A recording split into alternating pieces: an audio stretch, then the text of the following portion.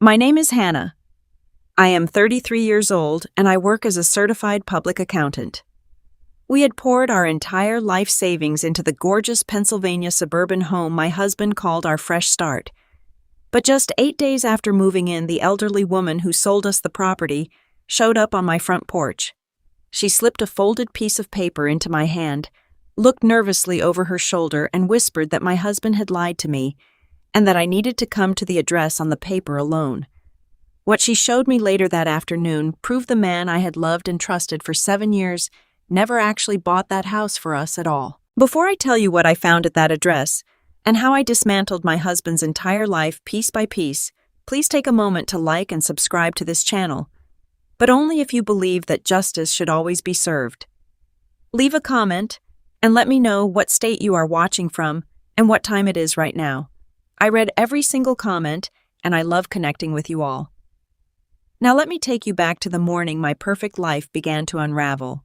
I was on my hands and knees scrubbing the original oak hardwood floors of our brand new $650,000 home in a quiet, leafy suburb of Pennsylvania. My lower back was stiff and my knees were aching against the hard wood, but I was smiling. The morning sunlight was streaming through the massive bay windows of the living room, catching the dust motes in the air and illuminating the rich, warm tones of the wood. The house smelled of lemon soap, fresh paint, and the promise of a beautiful future. This was our fresh start. After 7 years of renting cramped apartments and budgeting every single grocery bill, we had finally made it. We owned a piece of the American dream. As I dipped my sponge back into the warm, soapy water, I heard the heavy, rhythmic thud of footsteps coming down the carpeted stairs. It was my husband, Ryan. He was 35 years old, a regional sales director for a medical supply company, and he always looked like he had just stepped out of a catalog. He was wearing his tailored navy suit and a pair of expensive Italian leather loafers. I watched as he carelessly stepped right over the puddle of soapy water I had just created, leaving a faint, wet scuff mark on the dry section of the floor I had finished polishing 10 minutes earlier. He was dragging a sleek black carry-on suitcase behind him. "Watch your step, Ryan. The floor is still wet," I said, sitting back on my heels and wiping a bead of sweat from my forehead with the back of my wrist. "Sorry, babe. I am in a massive rush," he replied. He did not look down at the floor or at me. He was busy checking his gold wristwatch, his brow furrowed in that important, busy way he always perfected when work called. Head office just dumped this last-minute business trip to Chicago on my plate. I have to be at the airport in an hour or I will miss my flight. A business trip on a Saturday morning just 8 days after we moved into our dream home. I felt a brief flash of disappointment, but I quickly pushed it away. Ryan worked hard. He was the charismatic salesman, the guy who shook the hands and closed the deals, while I was the quiet, practical accountant who stayed behind the scenes and managed the numbers. We were a team. That was what I told myself. I stood up, wiping my wet hands on my denim jeans. "Let me make you a quick cup of coffee before you go," I offered. "No time," he said, already heading for the front door. He paused with his hand on the brass doorknob and turned back to me. He flashed that brilliant, winning smile that had made me fall in love with him in our 20s. "You hold down the fort, okay? Keep making the place look beautiful. I will be back late tomorrow night." He leaned in and gave me a quick, distracted kiss on the cheek. I smelled his expensive cologne, a spicy, woody scent that lingered in the air long after he pulled away. And just like that, the heavy oak door clicked shut behind him, leaving me alone in the echoing silence of our massive new house. I walked back to my bucket of soapy water and knelt down again. As I scrubbed away the scuff mark from his expensive loafers, my mind drifted back to the chaotic whirlwind of the past 2 months. Buying a home in this market was a nightmare, but Ryan had taken complete control of the process. He had been aggressive about it, practically demanding that he handle all the communications with the real estate agent and the title company. "You crunch numbers for other people all day long, Hannah," he had told me one evening over dinner when I asked to see the inspection report. "Let me handle the paperwork and the stress for our home. I want to do this for you. I want to protect my hard-working wife from the legal headache." I had been so touched by his words. I thought it was an act of love, a husband stepping up to shield his wife from the exhausting bureaucracy of real estate. I was a certified public accountant. I spent my days staring at spreadsheets, auditing tax returns, and untangling financial messes for corporate clients. The idea of letting someone else carry the mental load for once sounded like heaven. So I completely let my guard down. I handed him the reins. More importantly, I handed him the money. The down payment for this beautiful house had not come from Ryan's sales commissions. It had come from me.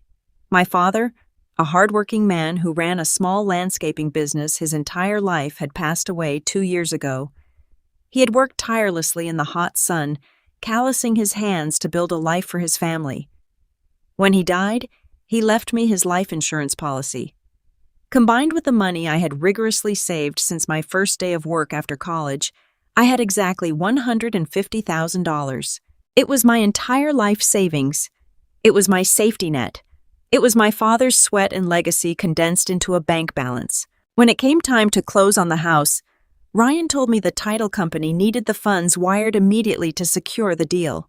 I remember logging into my banking portal, my hands shaking slightly as I typed in the routing numbers Ryan had written down on a sticky note for me. As a CPA, my entire career was built on verifying details, double-checking accounts, and demanding transparency. But in my marriage, I was blinded by absolute trust. I hit transfer. $150,000 vanished from my personal account to fund our shared future. Ryan told me he would handle the rest, that my name would be right next to his on the deed solidifying our partnership. I squeezed the soapy sponge into the bucket, watching the bubbles rise. I had sacrificed everything for this marriage. I had driven an old, beaten-up sedan for 8 years, while Ryan leased a luxury SUV to maintain his image for clients.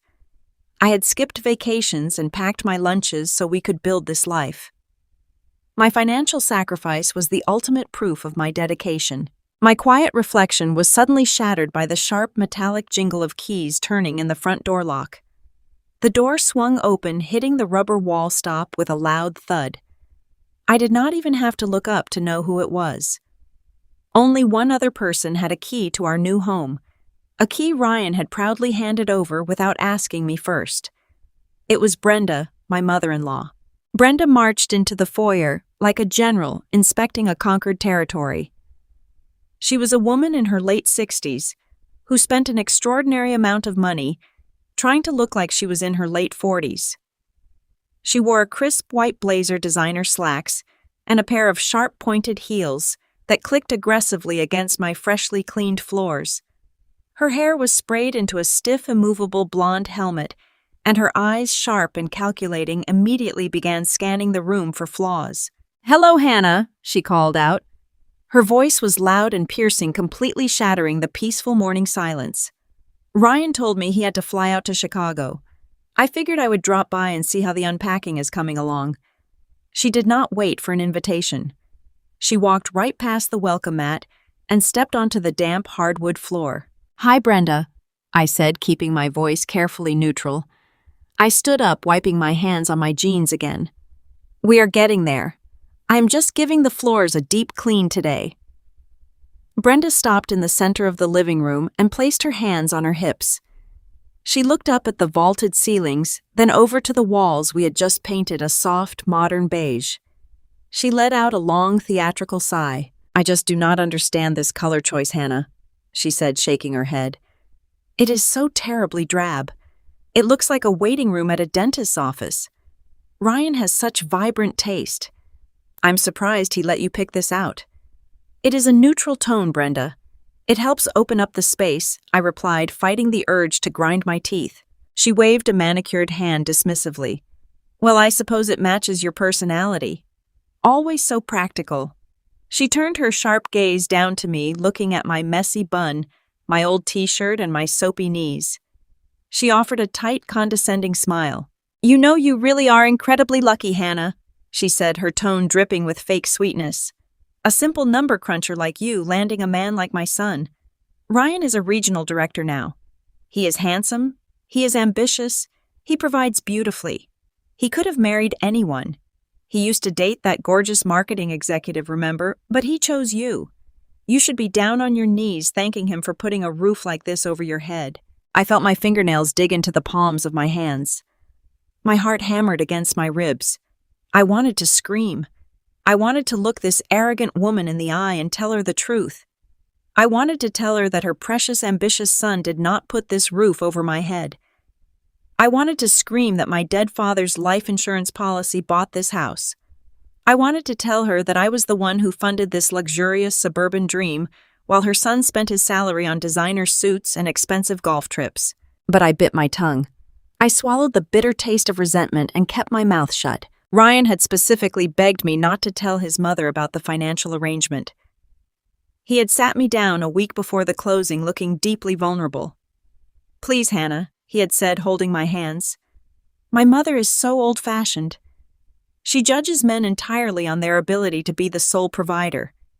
If she knows you paid the down payment, she will never let me hear the end of it. It would emasculate me. Let this just be our secret. Please protect my pride." Because I loved him, and because I believed a marriage was built on protecting each other's vulnerabilities, I had promised to keep the secret. I had agreed to let Brenda believe her son was the sole financial hero of our family. So I stood there in my own living room, letting this woman insult me, belittle my career, and degrade my worth. "You are right, Brenda," I said softly, forcing my facial muscles to relax. "Ryan is a very hard worker. I appreciate everything he does for us." Brenda gave a satisfied nod, clearly thrilled that I knew my place. "We'll try to make the house look a bit more cheerful before he gets back. Maybe buy some colorful throw pillows. I have to go to my country club luncheon. Lock the door behind me." She turned on her heel and marched back out the front door, leaving a trail of scuff marks from her pointed shoes all across the wet floor I had just spent 20 minutes scrubbing. The door clicked shut. I exhaled a long, heavy breath, feeling the tension slowly drain from my shoulders. I was finally alone again. I walked over to the windows, looking out at the quiet suburban street. The manicured lawns, the tall oak trees, the peaceful neighborhood. I told myself it was all worth it. The long hours at the accounting firm, the frustrating mother-in-law, the depleted savings account. We had a beautiful home. We were building a foundation for our future children. Everything was going to be fine. I picked up my sponge and knelt back down on the floor to clean up Brenda's footprints. Exactly 1 hour later, the doorbell rang. It was a sharp, sudden chime that startled me. I paused, keeping my hands in the soapy water. I was not expecting anyone. We had not ordered any furniture deliveries for today, and the mail carrier usually just dropped packages on the porch without ringing the bell. I dried my hands on a towel, walked through the foyer, and looked through the small glass peephole in the heavy oak front door. Standing on my porch was a woman I recognized instantly. It was Mrs. Gable. She was a 65-year-old widow who had lived in this house for 30 years before downsizing and selling the property to us. I had only met her once briefly during the initial house viewing, but I remembered her kind eyes and her soft gray hair. Right now, however, Mrs. Gable did not look kind. She looked terrified. I unlocked the deadbolt and pulled the door open. "Hi, Mrs. Gable," I said, giving her a confused smile. "Is everything okay? Did you leave something behind in the house? We have some boxes in the basement if you need to check." Mrs. Gable did not smile back. She stood rigidly on the welcome mat, gripping the strap of her leather purse with white knuckles. She glanced nervously over her shoulder, scanning the quiet street, as if she was afraid someone was watching her. She turned her eyes back to me. Her face was pale, and she looked at me with an expression of profound, devastating pity. "I cannot come inside," she whispered, her voice trembling slightly. "I just came to drop this off. I found it in my moving boxes this morning. I accidentally packed it with my paperwork on the day of the closing." She reached into her purse and pulled out a standard brown manila envelope. The edges were slightly crumpled. She shoved it quickly into my hands, pressing it against my palm. "Mrs. Gable." "What is this?" I asked, looking down at the unmarked envelope. She took a step back, her eyes wide and urgent. "You need to look at the paperwork inside. Look at it very carefully." She took another step back toward the steps of the porch. Then she stopped, leaned in slightly, and lowered her voice to a harsh, urgent whisper that made the hair on the back of my neck stand up. "Your husband lied to you, Hannah. You need to come to the address written on the envelope tomorrow morning. Come alone. Do not tell him you are meeting me." Before I could ask her what she meant, before I could process the sheer panic in her voice, Mrs. Gable turned around and hurried down the brick pathway. She got into her silver sedan, started the engine, and drove away without looking back. I stood alone on my front porch, the morning breeze suddenly feeling freezing against my damp skin. My heart was pounding a slow, heavy rhythm against my ribs. I looked down at the brown envelope in my hands. Written in blue ink across the front was an address for a small diner 2 towns over. I stepped back inside and locked the door. I walked slowly to the kitchen island, the silence of my dream home suddenly feeling heavy and suffocating. My hands were shaking as I unclasped the metal prong of the envelope. I reached inside and pulled out a stack of legally binding real estate documents. I stood frozen in the open doorway. The crisp Pennsylvania morning air swept into the foyer, sending a sudden shiver across my damp arms. I stared at Mrs. Gable, completely unable to process the sheer panic etched into the deep lines of her face. This was a woman who had carried herself with elegant, quiet dignity throughout the entire home viewing process. Now she looked like someone actively fleeing a crime scene. She was practically vibrating with nervous energy. Her knuckles were stark white as she gripped the strap of her heavy leather purse. She kept glancing over her shoulder at the quiet, tree-lined street, looking at the parked cars and the empty sidewalks, as if she expected someone to jump out from behind the manicured hedges. "Mrs. Gable," I said, taking a step forward onto the welcome mat. "Please come inside. You are shivering. Let me make you a cup of tea." She violently shook her head, taking a hurried step backward away from my reach. Her sensible walking shoes scraped loudly against the brick pathway. "I cannot come inside," she said, her voice dropping to a harsh, strained whisper. "I should not even be here right now. I just came to drop this off." Before I could ask another question, she thrust her hand forward. She shoved a slightly wrinkled, unmarked brown manila envelope directly into my chest. Instinctively, I brought my soapy hands up to grasp it. The paper felt strangely heavy. "I found this in my moving boxes this morning," she continued, the words spilling out of her mouth in a rushed, breathless torrent. "I must have accidentally packed it with my personal paperwork on the day of the closing at the title company. I was sorting through my files at the new condo and I realized you did not have a copy of this." "Thank you," I said, offering a polite but profoundly confused smile. "You could have just mailed it, or I could have driven over to pick it up. You did not have to rush over here looking so worried." Mrs. Gable did not return my smile. Her eyes locked onto mine, and the raw, unfiltered pity radiating from her gaze made my stomach perform a slow, sickening drop. "You need to look at the paperwork inside that envelope, Hannah," she whispered. "You need to look at it very carefully." She took another step backward, putting more distance between us. Then she stopped. She leaned her upper body toward me, her voice trembling but carrying a terrifying clarity. "Your husband lied to you," she said. The words hit the space between us like physical objects. "Your husband lied. Come alone to the address written on the envelope tomorrow morning.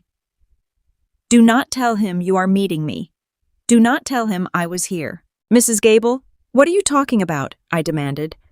My voice was suddenly breathless. "What do you mean he lied?" She did not answer. She turned away from me and practically sprinted down the remaining length of the brick walkway. She scrambled into her silver sedan, slammed the door shut, and started the engine with a loud roar. I watched in total bewilderment as she threw the car into drive and sped away down the suburban street, disappearing around the corner without ever looking back in her rearview mirror. I stood alone on the porch for a long time. The warm morning sun suddenly felt totally incapable of penetrating the sudden cold, settling deep into my bones. I looked down at the brown envelope resting in my hands. Written in hurried, smeared blue ink across the front was an address. It was for a small, rundown diner 2 towns over. I stepped backward into the foyer and pushed the heavy oak door shut. I turned the deadbolt, the loud metallic click echoing sharply in the quiet house. I turned around and faced the grand living room. Just 10 minutes ago, this space had felt like the ultimate sanctuary. It had smelled of lemon floor cleaner and represented the culmination of 7 years of budgeting, sacrificing, and dreaming. Now the silence of the massive house felt oppressive. It felt heavy. I walked slowly toward the center of the kitchen. My footsteps echoed against the pristine hardwood floors. I set the brown envelope down on the cold surface of the granite kitchen island. I stared at the brass clasp, keeping the flap secured. My hands were trembling. I wiped them thoroughly on my jeans, trying to rub away the dampness and the sudden layer of cold sweat coating my palms. I am a certified public accountant. My entire professional life is built around logic, documentation, and undeniable facts. I do not panic over cryptic warnings from elderly women. I rely on paper trails. I rely on data. I took a deep breath, grabbed the brass clasp, and bent it backward. I slid my fingers under the flap and pulled out a thick stack of stapled documents. The moment I saw the distinct legal formatting, my professional brain instantly categorized the paperwork. It was a standard real estate closing packet. More specifically, it was a copy of the final closing disclosure, the comprehensive financial document that outlines every single detail of a real estate transaction.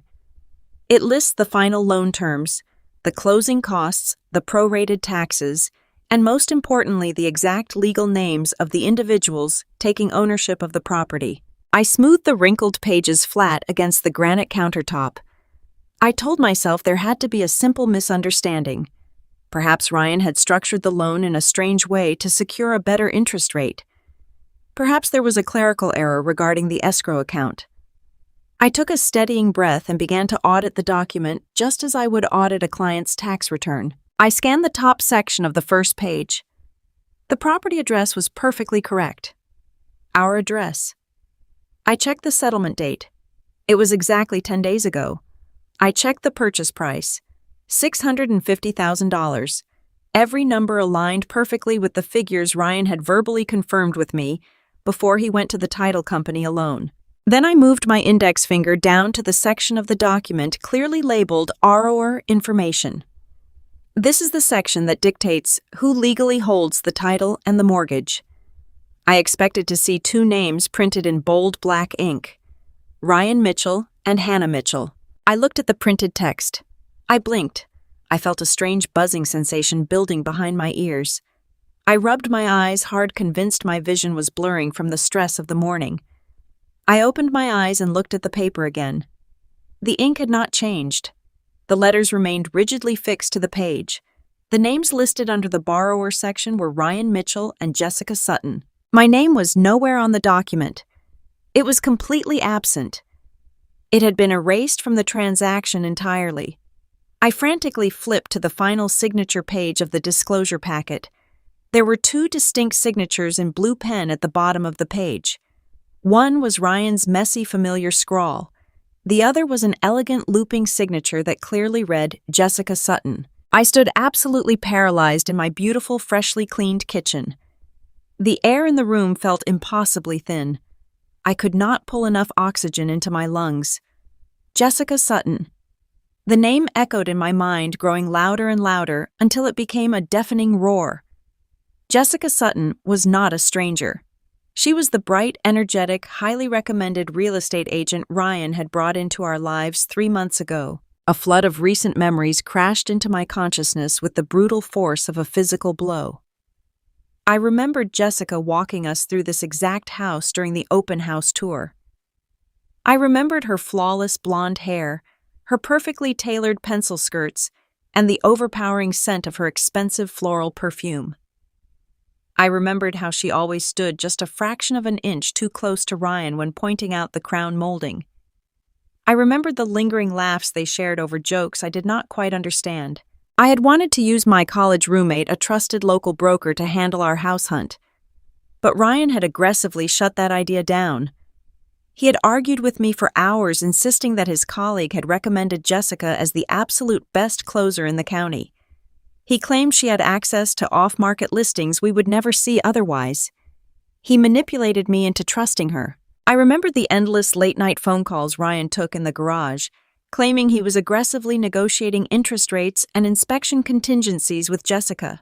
I remembered how he convinced me to skip the final closing appointment. He had kissed my forehead, looked deeply into my eyes, and fed me a brilliant, flawless lie. He told me the title company had strict new policies allowing only one primary buyer in the room to streamline the paperwork. He told me to stay home, relax, and let him handle the boring legal stress. He did not want to spare me from legal stress.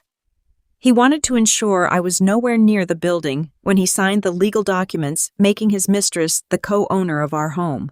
The realization ripped through me, tearing apart every illusion of the life I thought I was living. My husband of 7 years had just bought a luxury home with another woman. They had toured it together under the guise of agent and client. They had stood in the master bedroom and smiled at me while secretly planning to share it. But the betrayal did not stop at adultery. It cut much deeper. It cut into the very foundation of my survival. My father was a man who spent his entire life wearing dirt-stained boots and work gloves. He ran a small, struggling landscaping business. He woke up before dawn every single day, breaking his back in the sweltering summer heat and the freezing winter rain just to keep food on our table. He never bought a new car. He never took a vacation. He worked until his joints deteriorated. When he died 2 years ago, the only thing he had to his name was a life insurance policy.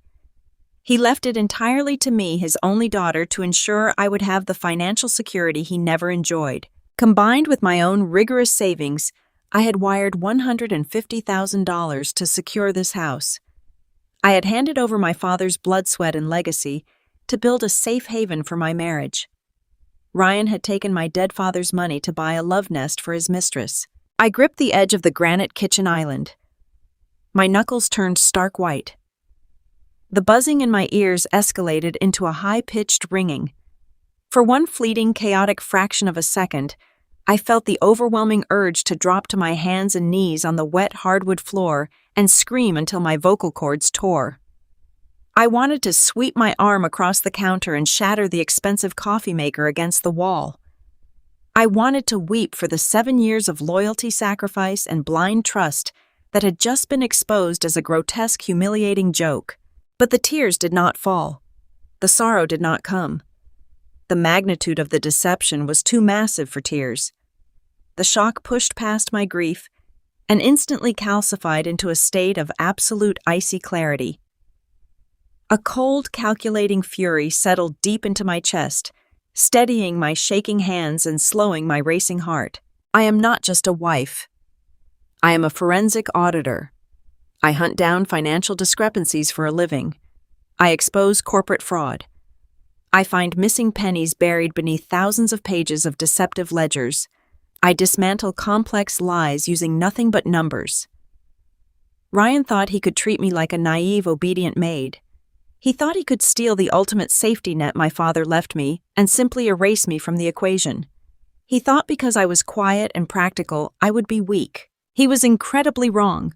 I pushed the closing disclosure to the side of the granite island, treating it not as a source of heartbreak, but as Exhibit A. I turned away from the kitchen and walked straight down the hallway into the home office. I retrieved my personal laptop from my briefcase and carried it back to the kitchen. I set it down next to the brown envelope and flipped the screen open. The glow of the monitor bathed my face in a pale, harsh light. I rested my fingers on the keyboard. A singular burning question echoed in my mind, demanding an immediate answer. If my name was entirely absent from the property deed and the closing documents, where exactly did my $150,000 wire transfer go? The glowing screen of my laptop was the only source of light left in the sprawling kitchen. The lemon-scented air that had brought me so much joy just a few hours ago now made my stomach churn with intense nausea. I sat on a modern bar stool at the granite island, staring at the blinking cursor on my screen. The silence of the massive suburban house was absolute, pressing against my eardrums like a physical weight. I was no longer a hopeful wife building a dream home. I was a forensic accountant actively dismantling a crime scene. When you spend your entire professional life tracking down hidden assets, auditing corporate ledgers, and exposing financial discrepancies, your brain becomes wired to recognize patterns. Fraud always leaves a fingerprint. People who think they are incredibly clever always make one fatal mistake. They assume the person they are deceiving is simply not paying attention. I opened a new browser tab and navigated directly to our joint banking portal. I bypassed the standard checking and savings overview and went straight to the archive of completed wire transfers. I needed to see the exact digital footprint of the money I had sent. A week ago, Ryan had printed out a wire transfer confirmation receipt, handed it to me with a beaming smile, and kissed my forehead. He had told me the funds were safely deposited with the regional title company. I had taken his word for it. Now I pulled up the digital copy of that exact transaction. Normal people look at a bank receipt and only see the dollar amount. Accountants look at the routing numbers. The American Bankers Association routing number is essentially a geographic map of where a specific sum of money is traveling. I stared at the 9-digit code listed under the receiving institution. I ran the number through a public financial registry database I frequently used for work. The result popped up instantly and my blood ran cold. The routing number did not belong to the reputable, long-standing Pennsylvania title company Ryan had claimed we were using. It pointed directly to a small, obscure community credit union headquartered in Delaware. There was absolutely no logical legal reason for a straightforward suburban real estate transaction in our state to route a massive down payment through a tiny, out-of-state credit union. I leaned closer to the screen, the blue light reflecting in my eyes. I checked the exact name of the receiving account. It was not listed as an escrow trust. It was listed as an LLC, specifically B&M Holdings LLC. My fingers flew across the keyboard. Delaware is notorious for allowing anonymous corporate registrations, making it a favorite state for shell companies and people trying to hide assets. However, setting up an LLC still requires a registered agent and a mailing address for tax purposes. People who set up shell companies to commit amateur fraud rarely cover their tracks as thoroughly as they think they do. I accessed the state corporate registry and paid the nominal fee to pull the public formation documents for B&M Holdings LLC. The file downloaded to my computer. I opened the PDF, scrolling past the standard legal jargon until I reached the final page detailing the managing members and the primary mailing address. The managing member was listed as Brenda Mitchell. The mailing address was a pristine brick colonial house located in the neighboring county. It was my mother-in-law's exact address. The realization hit me with the force of a freight train. I had to grip the edge of the granite countertop to keep myself from physically sliding off the bar stool. Brenda. The same woman who had stood in this very kitchen just hours earlier wearing her crisp white blazer and inspecting my floors. The woman who had looked down her nose at me and called me a simple number cruncher who should be grateful her son put a roof over my head. She had not just insulted me. She had actively, deliberately participated in stealing my dead father's legacy. The mechanics of their money laundering scheme assembled perfectly in my mind. Ryan had not wired my $150,000 to the house closing. He had wired my entire life savings directly to his mother's secret shell company. Brenda had taken my money, washed it through her corporate accounts, and then generated a brand new clean cashier's check or wire transfer. She had then routed that clean money directly to Jessica Sutton. By filtering my inheritance through Brenda, Ryan made the down payment look like it originated entirely from his wealthy, successful real estate agent girlfriend. They literally laundered my father's blood, sweat, and calloused hands to buy a luxurious love nest for themselves. A profound, suffocating darkness threatened to swallow me whole. My father had worked himself into an early grave to provide that money. It was meant to be my safety net, a shield against the hardships of the world. And my husband had stolen it to finance his infidelity. The betrayal was not just a physical affair. It was a highly coordinated, multi-generational financial conspiracy designed to strip me of everything I owned.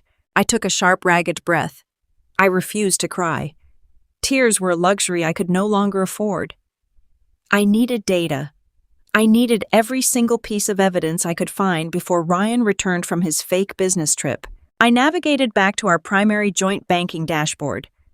I needed to check our credit card statements and savings accounts to see if there were any other unauthorized bleeds. As the main page loaded, a small red notification bell caught my attention in the top right corner of the screen. Action required. Loan application status. I frowned, my brow furrowing in deep confusion. We had not applied for a loan.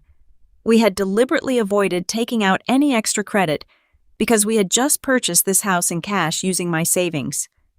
Taking on new debt immediately after a major real estate transaction was incredibly reckless. I clicked the red notification icon. The screen refreshed, pulling up a secured messaging center from the bank's lending department. My eyes scanned the subject line. Preliminary approval, home equity line of credit.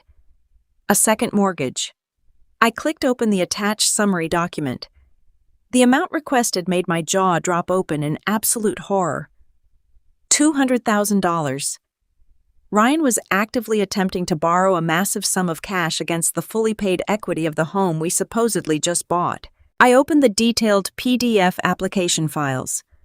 My accounting background immediately identified the massive legal hurdle Ryan was currently trying to jump over. Pennsylvania is an equitable distribution state. Even if my name was completely absent from the primary property deed, the bank recognized that I was his legal spouse. Therefore, the bank absolutely required a spousal waiver signature to approve a home equity loan of this magnitude. They needed proof that the wife was fully aware of the new debt being attached to her primary residence, even if she was not technically the title holder. I scrolled down to the bottom of the preliminary digital application page. There, sitting starkly against the white digital paper, was a signature box. Inside the box was my name, Hannah Mitchell. Signed in blue ink, scanned into a computer, and uploaded to the bank portal. I leaned in so close my nose almost touched the monitor. I stared at the shape of the letters. The loops on the letter H were far too wide. The pressure of the pen strokes was completely inconsistent with my natural handwriting. The slant of the letters leaned heavily to the right, whereas I always wrote with strict upright precision. It was a forgery. My husband had forged my signature on a federal banking document to initiate the loan process. He had committed a federal felony. The sheer breathtaking arrogance of it all was almost impossible to process. Ryan had lived with me for 7 years. He knew exactly what I did for a living. He knew I spent my days verifying financial authenticity, auditing corporate records, and detecting fraudulent activities. Yet he still believed he could forge my signature on a massive loan application and simply assume I would never check the banking portal. He thought my love for him made me blind. He thought my dedication made me stupid. I pushed my chair back from the kitchen island and stood up. I began to pace the length of the hardwood floor. The soft glow of the moonlight spilled through the large bay windows, casting long, twisted shadows across the room. The full, horrifying scope of their master plan finally assembled itself in my mind with crystal clarity. It all made perfect, terrifying sense. This was not just a case of a wandering husband making a foolish mistake. This was not a standard affair. This was a highly orchestrated, premeditated financial heist. Ryan and Jessica had targeted my inheritance. They used Brenda to wash the funds so the title company would never see my name attached to the transaction. They secured the deed entirely in their own names. Now Ryan was taking the final step. He was pulling $200,000 of cold hard cash out of the property's equity. I stopped pacing and stared out the window into the dark suburban night. Once that fraudulent second mortgage cleared and the cash was deposited into a separate account, Ryan would execute his exit strategy. He would serve me with surprise divorce papers. He would declare that the house belonged exclusively to him and his new pregnant girlfriend. Because my name was nowhere on the deed, I would have no immediate legal right to stay. He would have me thrown out of the home I paid for. Worse than that, because he had forged my signature on the spousal waiver, I would be legally entangled in a massive mountain of fraudulent debt. He was planning to take the stolen cash, move his mistress into my dream home, and leave me holding the bag for a federal banking crime with absolutely zero assets left to my name to hire a defense attorney. They wanted to utterly destroy me. They wanted to discard me like trash and ensure I could never afford to fight back. I walked slowly back to the kitchen island. The digital clock on the bottom corner of my laptop screen read 1:45 in the morning. My husband was currently lying in a hotel bed somewhere, probably with Jessica sleeping soundly, because he believed his simple, obedient wife was back home scrubbing floors and remaining blissfully ignorant. I looked back at the banking portal. The status of the $200,000 loan read, pending final verification. I did not feel panicked anymore. The cold, icy sensation in my chest had solidified into a rock-hard determination. I was not going to run away. I was not going to confront him with tears and beg for an explanation. I was going to let him continue executing his flawless plan. I was going to let him walk confidently and proudly right into a trap of his own making. But to build that trap, I needed to know the exact timeline of his destruction. I needed to uncover the precise moment this fraudulent loan was scheduled to be fully funded by the bank. I needed to find out exactly when the hammer was dropping. The morning arrived without a single moment of sleep. The sun crept over the horizon and cast a harsh and unforgiving light across the spotless hardwood floors I had scrubbed just yesterday. The smell of lemon cleaner, which had once represented a fresh start, now turned my stomach. I grabbed my car keys, walked out the front door, and drove toward the address scrawled on the brown envelope. The location was a faded aluminum-sided diner tucked off a rural highway 2 towns away from our pristine new neighborhood. It was the kind of place with cracked vinyl booths, the persistent smell of bacon grease, and a flickering neon sign buzzing against the gray morning sky. I parked my old sedan between 2 pickup trucks and walked inside. Mrs. Gable was already sitting in a corner booth. She had a half-empty mug of black coffee in front of her. Her hands were wrapped tightly around the ceramic as she was seeking warmth. When she saw me approaching, her shoulders slumped with a mixture of immense relief and profound sorrow. I slid into the booth across from her. Neither of us bothered looking at the laminated menus. "Thank you for coming, Hannah," she said softly. Her voice was steady, but her eyes carried a weight that made my chest ache. "I barely slept last night. I knew I had to tell you, but I did not know how to break a woman's heart." "You did not break my heart," I replied, keeping my voice remarkably level. "You just gave me the truth. My husband broke my heart. Now please tell me exactly what you saw." Mrs. Gable took a slow and deliberate sip of her coffee before folding her hands on the speckled formica table. She explained that on the day of the closing, she had arrived at the title company an hour early. She simply wanted to drop off a spare set of garage keys she had forgotten to hand over earlier. She parked her car in the back of the lot, out of direct view from the main entrance. As she was gathering the keys from her glove compartment, she saw a sleek luxury SUV pull into the spot a few spaces away. Ryan stepped out of the driver's side, but he was not alone. The passenger door opened, and Jessica Sutton stepped out. Mrs. Gable recognized her immediately as the real estate agent who had brokered the sale. "At first I thought that they were just arriving together for the paperwork," Mrs. Gable explained, her gaze dropping to the table. "But then your husband grabbed her by the waist. He pulled her against his chest right there in the open parking lot and kissed her. It was not a friendly kiss, Hannah. It was the kiss of a man who belonged to someone else." I swallowed hard and pushed down the bile rising in my throat. "Go on," I said. Mrs. Gable sighed. I was frozen. I did not want to step out of my car and interrupt them. I cracked my window down just an inch because the heat in my car was stifling. That is when I heard what they were saying. The blonde woman, Jessica, was complaining about the dust in the guest bathroom. She told your husband she absolutely refused to move her things in until the place was spotless. "And what did Ryan say?" I asked, my voice barely above a whisper. Mrs. Gable looked up, her eyes bright with unshed tears of outrage. He laughed. He stroked her hair and told her not to worry. He said, "Do not stress yourself out, babe. The maid is on her hands and knees scrubbing the baseboards as we speak. As soon as the house is clean and the second mortgage clears, I am handing her a trash bag and showing her the door." The maid. That was what my husband of 7 years called me. I was not his partner. I was not his equal. I was the unpaid labor hired to polish a $650,000 house for his pregnant mistress. I was the fool who liquidated my dead father's life insurance policy to finance their luxury lifestyle. I was so disgusted, Mrs. Gable continued. I waited until they walked into the building and then I went inside through the back entrance. I left the spare keys with the receptionist and hurried out. In my rush to leave that toxic environment, I accidentally grabbed the wrong stack of folders from the front desk. I took the final closing disclosure meant for the buyer. I did not realize my mistake until I was unpacking my boxes yesterday morning. When I saw the names on the deed, I knew I could not stay silent. I was married to a wonderful man for 40 years, Hannah. I know what a true partnership looks like. What I saw in that parking lot was a predator circling his prey. I reached across this table and placed my hand over hers.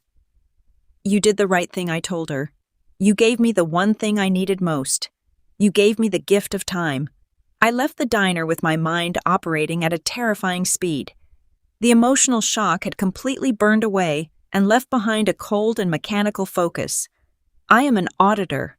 When the numbers do not add up, you do not cry over the discrepancy. You trace the ledger until you find the source of the rot. Ryan's timeline was incredibly specific. He had told Jessica he was waiting for the second mortgage to clear. I needed to know the exact date and time that transaction was scheduled to execute. If I confronted him now with just Mrs. Gable's testimony and the closing document, he would deny it. He would spin a web of lies, cancel the loan, and hide the money somewhere else. To trap him permanently, I needed his own digital footprint. I needed his communications.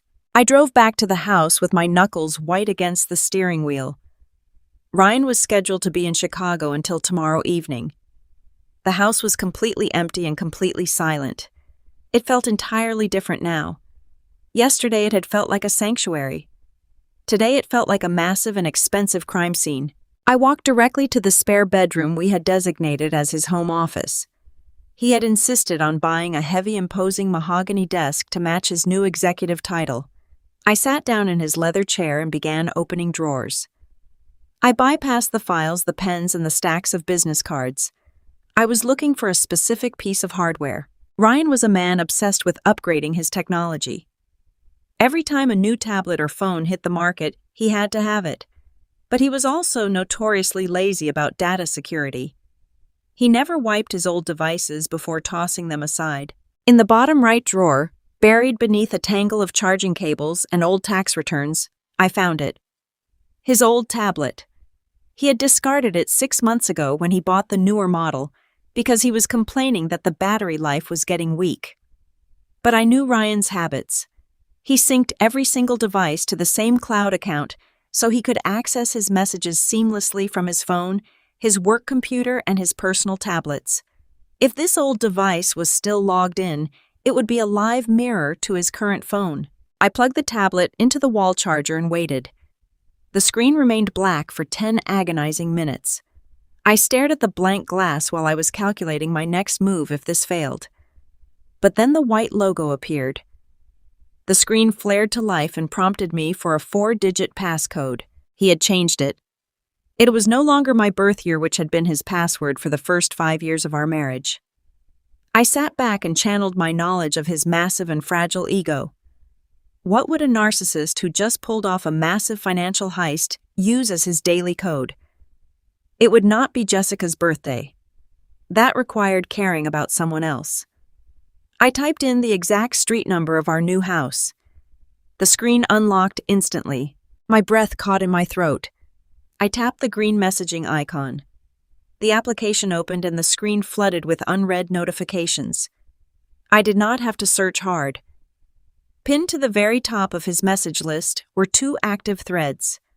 One was a group chat titled The Real Dream Team, containing only Ryan and his mother Brenda. The other was a private thread with Jessica Sutton. I opened the chat with Jessica first. I forced myself to detach emotionally and view the messages strictly as an objective investigator collecting forensic evidence. The timestamps went back months. They mocked me constantly. They laughed about how easy it was to convince me to stay away from the title company. They joked about my cheap wardrobe and how I was foolishly packing boxes while they picked out expensive Italian tile for the master bathroom shower. But it was the messages from the past 48 hours that provided the exact ammunition I needed. On Thursday evening, Jessica had sent a photograph. It was a digital ultrasound image. The small, blurry black and white shape of a 12-week-old fetus dominated the screen. Below the image, she had typed a message. "Little man is growing fast. He is going to absolutely love playing in that huge backyard. Have you finalized the garbage collection yet?" Garbage collection. That was her code word for my eviction. Ryan had replied minutes later.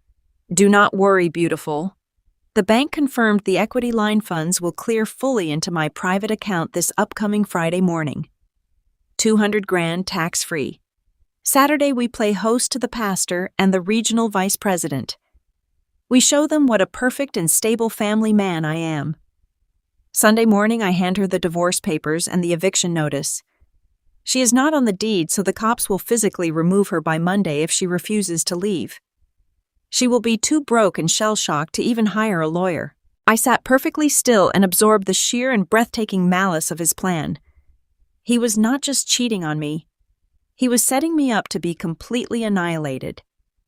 He was going to use my money to buy the house, forge my signature to pull out $200,000 in cash, and then legally throw me onto the street with absolutely zero assets.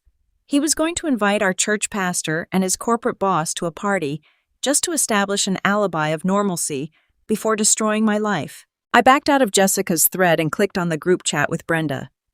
If I had retained any lingering doubt about my mother-in-law's involvement, the messages erased it instantly. Brenda was not just a passive participant. She was the architect of the money laundering scheme. Ryan had written to her on Tuesday. The idiot actually sent the wire transfer. $150,000 just hit your LLC account. Wash it through the business and send the clean cashier's check to Jessica's broker account by Thursday. Brenda had replied with a smiling emoji. Done and done. Just make sure you pack up her cheap clothes in trash bags before the guests arrive on Saturday, Ryan. I do not want her dragging this out and making a scene in front of the neighbors. We need a clean break so Jessica can start decorating the nursery. I stared at the screen until my eyes burned. The cruelty was so casual and so terribly mundane. They discussed my financial ruin and literal homelessness with the same tone people use to plan a grocery shopping trip. I took my smartphone out of my pocket and systematically photographed every single message on the tablet screen. I captured the ultrasound photo, the timestamps, the confessions of wire fraud, and the meticulous plotting of my eviction. I made sure the glare from the window did not obscure a single damning word. Once I had photographed everything, I emailed the entire batch of images to a secure and encrypted server I used for my accounting clients. I then powered down the tablet, wiped my fingerprints off the glass screen, and placed it exactly where I had found it in the bottom drawer, burying it back under the tangled charging cables. I stood up from the mahogany desk and walked out of the home office. I stood in the hallway of the house I had purchased with my father's blood money. The timeline was set. The master plan was completely exposed. When Ryan finally walked through the front door late Sunday evening, he looked exactly like a tired corporate executive returning from a grueling weekend of endless meetings. He dropped his leather overnight bag onto the pristine hardwood floor of the foyer, loosened his expensive silk tie, and let out a long, heavy sigh. He rubbed his temples, walked into the kitchen, and wrapped his arms around my waist from behind. He pressed a gentle kiss to the top of my head and murmured about how much he missed me and how terrible the weather had been in Chicago. He smelled like high-end hotel soap and a very faint trace of floral perfume. It was the exact scent Jessica Sutton always wore. I did not flinch. I did not pull away. I did not turn around and scream the truth into his lying face. I leaned back into his embrace, rested my hands over his, and asked him if the client negotiations had gone well. I played the role of the devoted, oblivious wife with a level of terrifying perfection that I did not even know I possessed. As an accountant, I spend my life maintaining composure when the numbers reveal a disaster. When I sit across from a corporate client and realize they have been embezzling thousands of dollars from their own payroll, I do not flip the table. I politely gather my ledgers, smile, excuse myself from the room, and immediately begin building an airtight case for the authorities. I applied that exact same discipline to my marriage. I served Ryan his favorite pot roast for dinner. I poured him a glass of expensive red wine. I sat across from him at the dining table and listened to him fabricate elaborate stories about delayed flights and stubborn business partners. I watched the man I had loved for 7 years tell me lie after lie with absolute effortless ease. Every time he smiled, I pictured the text messages on his hidden tablet. Every time he took a bite of food, I saw the forged signature on the massive home equity loan application. By the time he went upstairs to take a shower, my resolve was forged in iron. I was not going to simply survive this betrayal. I was going to dismantle his entire existence. First thing Monday morning, I took a personal day for my firm.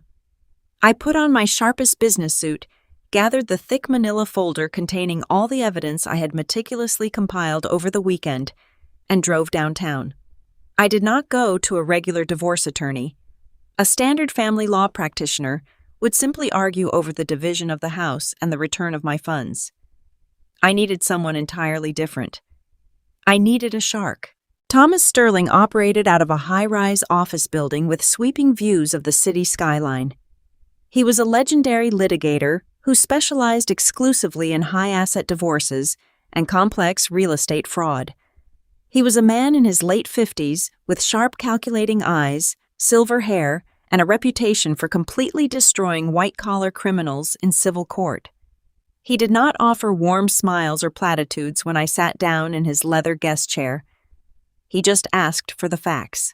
I opened my folder and laid the documents out on his expansive mahogany desk in perfect chronological order. I showed him the wire transfer records, proving my $150,000 left my personal, non-marital bank account. I showed him the public corporate registry documents proving the routing number belonged to Brenda Mitchell's anonymous shell company. I handed him the copy of the closing disclosure listing Ryan and Jessica Sutton as the sole buyers of the property. Finally, I showed him the high-resolution printed photographs of Ryan's tablet screen, capturing the text messages plotting my eviction and the digital portal showing the forged spousal waiver on the $200,000 home equity loan. Thomas Sterling reviewed the documents in absolute silence. The only sound in the office was the ticking of a grandfather clock in the corner and the rustle of heavy paper as he flipped from one piece of evidence to the next. For 10 solid minutes, he did not say a single word.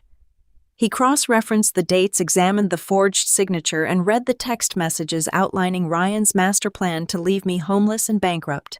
When he finally looked up, his expression was completely devoid of emotion, but his eyes were gleaming with the focused intensity of a predator who had just been handed a perfect defenseless target. "Your husband is not just an adulterer," Hannah Thomas said, leaning back in his heavy leather chair and clasping his hands together. "He is a profoundly arrogant amateur who has just committed multiple federal offenses."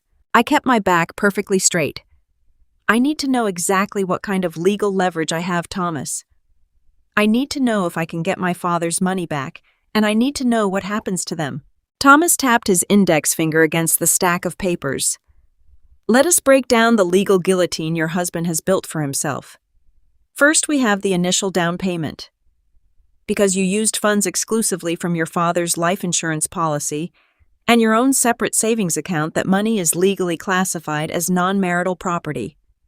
By funneling those specific funds through his mother's LLC across state lines to obscure the origin of the money, Ryan, Brenda, and Jessica have engaged in a coordinated conspiracy to commit wire fraud and money laundering." He slid the photograph of the digital loan application toward me. But this is the fatal blow. Forging a signature on a standard contract is a civil issue. Forging a spousal waiver signature on a federally backed home equity loan application in order to extract $200,000 from a property is federal bank fraud. It is a massive felony. If the bank fully processes and funds this loan based on a forged document, Ryan is looking at severe mandatory prison time. Jessica, as a licensed real estate professional participating in this transaction, will be stripped of her credentials permanently, and likely face criminal conspiracy charges. Brenda will have her corporate and personal assets seized by the government for facilitating the money laundering. My heart hammered against my ribs, but it was not from fear or anxiety. It was the pure, intoxicating rush of power. For the first time since Mrs. Gable had handed me that brown envelope, I felt like I was back in control of my own life. "We can file an emergency injunction today," Thomas continued, his tone clinical and detached. "We can halt the loan, freeze the property, and file for divorce immediately. We would serve him at his office by tomorrow afternoon. The element of surprise would be yours." I looked down at the photograph of the text messages. I remembered Ryan calling me a maid. I remembered Brenda referring to my eviction as taking out the garbage. I remembered the sheer smugness on Ryan's face when he kissed me the night he returned from Chicago. An emergency injunction would stop the bleeding, but it would also give Ryan a chance to hire an aggressive defense team, spin a web of lies, and drag the legal battle out for years. If we stopped the loan before it was fully executed, he could try to claim the forgery was a misunderstanding or a digital glitch. I wanted him caught completely red-handed. I wanted him to pull the trigger himself. "No," I said, my voice ringing with absolute certainty. "We do not stop him yet. He told Jessica the loan is scheduled to clear into his private account this Friday. He is hosting a massive housewarming party on Saturday to show off his perfect life to his boss and our pastor. He plans to serve me with divorce papers and an eviction notice on Sunday. I want him to believe his plan worked perfectly. I want him to feel victorious right up until the moment he is destroyed." Thomas Sterling raised a silver eyebrow. A slow, deeply appreciative smile spread across his face. "You have ice in your veins, Hannah. I like that. But we cannot allow the bank to actually disperse $200,000 of stolen equity. Once that cash hits his private account, he can wire it to an offshore holding company in seconds, making it incredibly difficult for us to recover. We need a way to let him think he has won without letting the money actually move." Thomas picked up his desk phone. "I happen to have a very close professional relationship with the senior director of the fraud investigation department at your specific banking institution. We have collaborated on several major corporate embezzlement cases. Give me 5 minutes." I sat silently while Thomas made the call. He spoke in low, urgent tones, using complex legal terminology and citing federal banking statutes. He explained the nature of the forgery, the imminent threat of asset depletion, and the coordinated conspiracy involving a licensed real estate agent. When he finally hung up the phone, he turned back to me with a look of absolute triumph. "The strategy is set," Thomas announced. "The bank's fraud department is opening a discreet internal investigation immediately. They are going to place a hard and visible freeze on the actual disbursement of the funds. The money will not leave the bank's vault under any circumstances. However, they are going to manipulate the front-end user interface on Ryan's digital banking portal. When he logs in this Friday, the system will show the loan status as fully approved and processing for deposit. He will see the progress bar hit 100%. He will believe the cash is safely on its way to his private account. He will walk into his housewarming party on Saturday, believing he is a rich single man."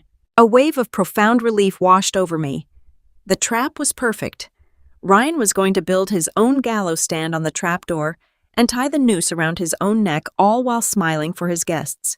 We finalized the paperwork to officially retain Thomas as my legal counsel. We drafted the temporary restraining orders and asset seizure documents that would be unleashed the moment the trap snapped shut. By the time I left the towering office building and stepped back out into the rainy Seattle afternoon, I felt lighter than I had in years.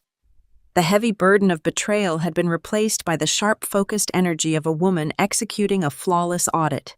For the next 2 days, I maintained my immaculate performance. I cooked elaborate dinners.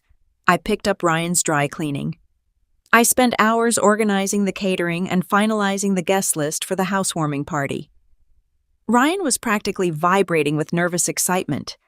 He was overly affectionate, constantly kissing my cheek and praising me for working so hard to make the house look perfect for his boss. It was sickening to watch. but I fed his ego exactly what it demanded. I played the role of the devoted, simple-minded wife, knowing every smile was drawing him closer to the edge. Then came Wednesday evening. The party was exactly 3 days away. I was standing at the kitchen island, meticulously chopping vegetables for a salad, when the heavy oak front door swung open. Ryan walked into the foyer, shrugging off his suit jacket. He was carrying a thick, legal-sized clipboard. He did not have his usual confident swagger. Instead, he looked intensely frustrated, rubbing the back of his neck and letting out a loud, exaggerated groan. "This entire real estate process is an absolute nightmare," he complained, walking into the kitchen and dropping the heavy clipboard onto the granite counter right next to my cutting board. I set down my chef's knife and wiped my hands on a dish towel. "What is wrong, honey?" I asked, injecting exactly the right amount of wifely concern into my voice.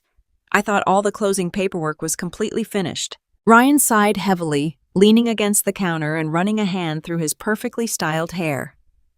"It is the home insurance company. They are being completely ridiculous. Because we got that massive discount through my corporate benefits package. Their underwriting department requires an additional liability waiver to be physically signed and notarized by both residents of the property, regardless of who is officially on the title.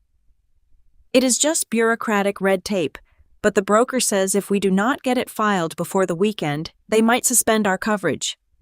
I cannot have an uninsured house with 50 people showing up for a party on Saturday." He pushed the clipboard toward me and handed me a black ink pen. "I really need you to sign the bottom highlighted section."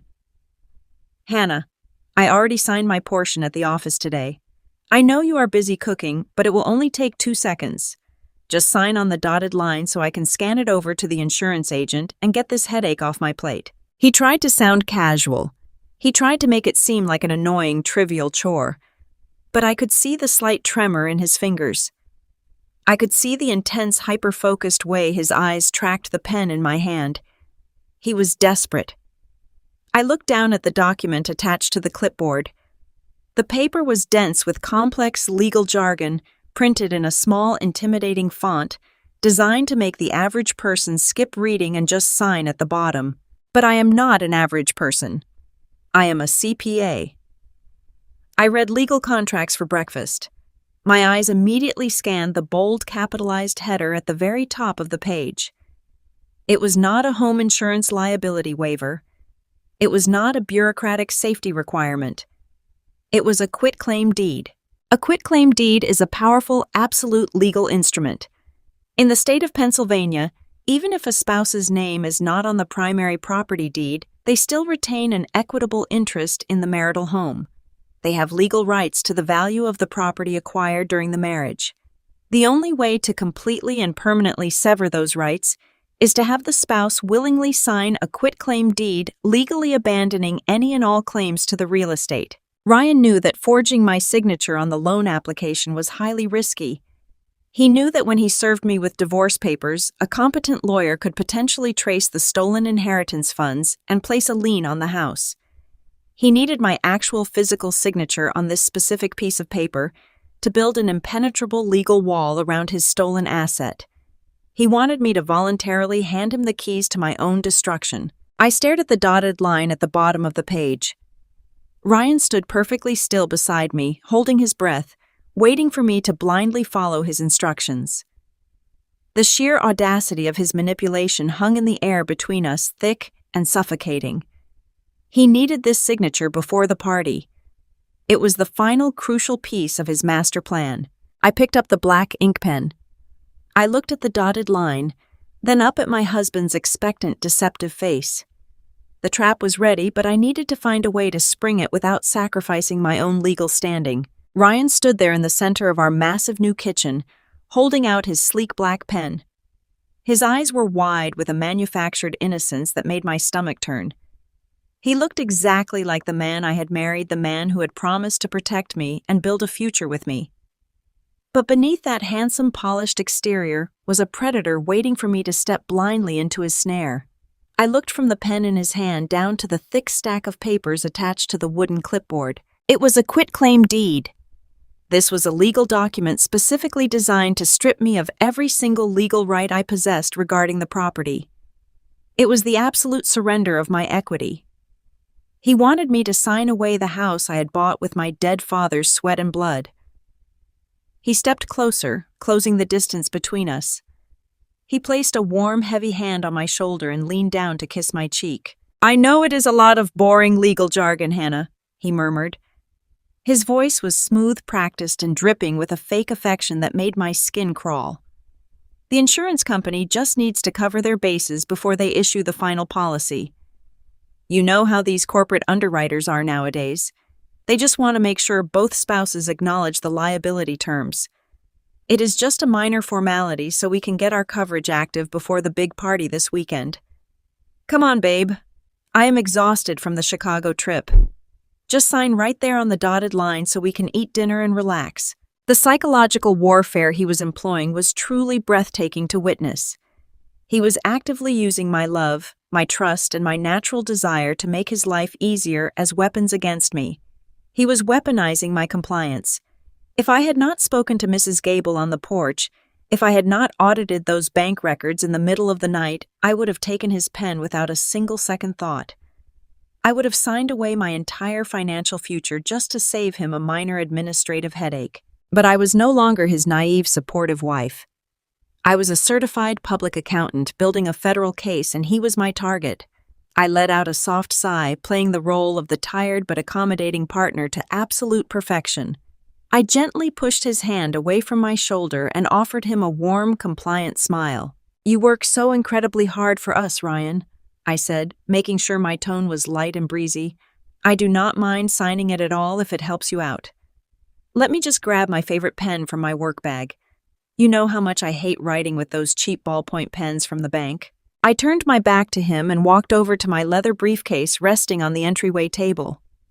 My heart was pounding a frantic rhythm against my ribs, but my hands remained perfectly steady. I reached deep into the zippered side pocket and pulled out a very specific writing instrument. It looked like a standard, high-quality blue ink rollerball pen. It had a sleek metal casing and a smooth, professional grip. But I had not bought this pen at an office supply store. After my meeting with attorney Thomas Sterling, I had driven to a specialty magic shop in downtown Philadelphia. It was a professional-grade vanishing ink pen. The clerk at the shop had explained the chemical composition to me in great detail. When applied to standard paper, the ink looked bold, dark, and completely permanent.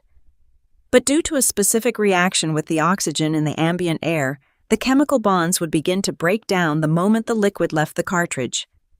Within exactly 24 hours, the ink would completely evaporate. It would not leave a trace, a stain, or an indentation. The paper would return to being completely, utterly blank. I walked back to the kitchen island holding my secret weapon. Ryan was tapping his fingers impatiently against the granite countertop, his eyes fixed greedily on the clipboard. "Here we go," I said cheerfully. I pulled the clipboard toward me. I uncapped the vanishing ink pen. I pressed the fine tip against the dotted line located at the very bottom of the fraudulent quitclaim deed. I did not rush the process. I took my time, carefully and deliberately crafting my signature. I wrote Hannah Mitchell in clear, bold, blue cursive. I made sure the loops were perfect. I made sure it looked exactly like the legal signature he was desperately expecting to see. Ryan let out a massive, heavy sigh of relief the absolute moment the blue ink hit the white paper. I could literally feel the physical tension drain out of his body. He genuinely believed he had just secured his $200,000 payday. He believed he had successfully stolen my inheritance and legally stripped me of my home. "Thank you, babe," he said. He eagerly snatched the clipboard out of my hands before the ink was even fully dry. "You are an absolute lifesaver. I am going to go scan this over to the broker right now before they close up shop for the night." He practically skipped down the hallway toward his home office. I stood in the kitchen and listened to the low hum of his desktop scanner turning on. I picked up my chef knife and resumed chopping vegetables for our dinner. A slow, deeply satisfying smile spread across my face. Ryan had his physical signature. He could scan it, attach it to his digital file, and send it to the bank to release the home equity loan. But by the time the weekend arrived, that physical document sitting in his leather briefcase would be nothing more than a blank, useless piece of paper. He could not legally evict me with a blank document. He could not claim I surrendered my rights to the court. He had just submitted a fraudulent application backed by a rapidly evaporating illusion. He had bought me the exact amount of time I needed for the federal authorities to finalize their arrest warrants for Saturday afternoon. The next 48 hours were a masterclass in domestic deception. Ryan was in an incredibly buoyant mood. He was practically vibrating with smug excitement. He bought expensive steaks for dinner on Thursday. He whistled cheerful tunes while he walked through the house. He complimented the neutral paint colors his mother had previously insulted. He was acting like a man who had just won the lottery, which in his arrogant mind he had. According to the trap Thomas Sterling and the bank investigators had coordinated Friday morning, was the day the digital banking portal would finally show the $200,000 loan as fully processed and deposited. The money would never actually leave the bank vault, but Ryan's personal screen would tell him he was rich. When Friday evening finally arrived, the atmosphere in the house was thick with electric anticipation. Tomorrow was the grand housewarming party. I spent the entire evening in the kitchen surrounded by bags of flour sugar and expensive vanilla extract. I was baking 4 dozen gourmet cupcakes for the guests. The house smelled of warm butter and sweet frosting. It was the absolute perfect picture of domestic suburban bliss. Ryan came into the kitchen holding a bottle of expensive vintage champagne. He had a triumphant, greedy gleam in his dark eyes. "We need to celebrate Hannah," he announced, popping the cork with a loud, festive bang. He poured the sparkling liquid into 2 crystal flutes until they bubbled over the delicate rims. He handed one to me and raised his glass high in a toast. "To our beautiful new home. To our fresh start. To everything we have built together." I clinked my glass against his, maintaining steady eye contact. "To everything you deserve, Ryan," I replied smoothly. I took a small sip, masking my profound revulsion with a polite smile. He downed half his glass in one greedy gulp. He was entirely too excited to sit still. He told me he was going to take a long, hot shower and get a good night of sleep before the massive party tomorrow. He left his smartphone charging on the kitchen counter, knowing I never checked it. But I knew he had his old tablet tucked away in his office upstairs. As soon as I heard the water running in the master bathroom, I dried my hands on my apron. I needed to confirm that the bank's digital trap had worked flawlessly. I walked quietly up the back staircase and slipped silently into his home office. The room was dark, illuminated only by the ambient light from the street lamps outside. I opened the bottom drawer of his heavy mahogany desk and pulled out the old iPad. I typed in our street number. The screen unlocked instantly. I opened the messaging application and clicked directly on his private thread with Jessica Sutton. My eyes scanned the most recent messages, and a wave of pure, unadulterated vindication washed over my entire body. The digital trap had executed with absolute perfection. At 10 o'clock that morning, Ryan had sent a picture message to Jessica. It was a screenshot of his private banking dashboard. The fabricated image provided by the fraud department clearly showed a deposit of exactly $200,000 sitting securely in his available checking balance. Beneath the screenshot, Ryan had typed a message that made my blood run cold despite all of my careful preparations. "The money cleared, babe. We are officially rich." The idiot signed the insurance paper without even reading it. "Everything is locked in. I am picking up the divorce papers from the lawyer on Monday morning." Jessica had replied just 1 minute later with a string of celebrating emojis. "I am so incredibly proud of you," she wrote back. "You handled her perfectly. I cannot wait to see her pathetic face tomorrow when you kick her out. This house is going to be so perfect for our baby. See you at the party tomorrow, handsome." I read the cruel words over and over again. The idiot signed it. "We are rich." He was so incredibly arrogant. He was so completely certain of his own supreme intelligence. He truly believed I was a foolish, submissive woman who existed solely to be exploited and discarded. He believed he had outsmarted a certified public accountant when it came to tracking financial documentation. He believed his mother Brenda had successfully laundered my stolen inheritance without leaving a single digital trace. He believed he had won the game. I locked the iPad and placed it back into the drawer, exactly as I had found it, burying it beneath the tangled cords. I walked back downstairs to the kitchen. The champagne Ryan had poured me was still sitting on the granite island, the golden bubbles slowly popping and disappearing into the air. I picked up my piping bag and began swirling perfect rosettes of vanilla buttercream onto the cooled cupcakes. My movements were rhythmic, precise, and completely relaxed. Tomorrow, 50 people were going to walk through our custom front door. Tomorrow, Ryan's corporate boss, his regional colleagues, our church pastor, and all of our new neighbors were going to gather in this beautiful house to celebrate his massive success. Tomorrow, Brenda was going to parade around the living room, bragging loudly about her brilliant, generous son. Tomorrow, Jessica was going to stand in my kitchen sipping a mocktail and smiling secretly at the man she had helped steal my future. And tomorrow, the invisible ink on that forged quitclaim deed would vanish completely into the atmosphere, leaving Ryan holding a blank, worthless piece of paper. Tomorrow, the federal agents and the local police would be waiting just down the street, armed with federal warrants for bank fraud, money laundering, and criminal conspiracy. I placed a single perfect red cherry on top of the final vanilla cupcake. Ryan thought he had set the perfect stage for my total humiliation, but he had actually built the ultimate public arena for his own absolute destruction. The trap was fully set. The evidence was secured. The authorities were ready. All I had to do now was wait for the sun to rise, open the front door, and let the monsters walk willingly into their cage. The golden Saturday afternoon sunlight poured through the massive bay windows, casting a brilliant theatrical glow across the expansive living room. The pristine oak hardwood floors I had scrubbed until my joints ached now gleamed beneath the polished leather shoes and expensive designer heels of 50 invited guests. The air inside our new Pennsylvania suburban home was thick with the rich scent of catered garlic hors d'oeuvres and the 4 dozen vanilla buttercream cupcakes I had meticulously baked the night before. To any casual observer, this gathering was the absolute pinnacle of domestic success.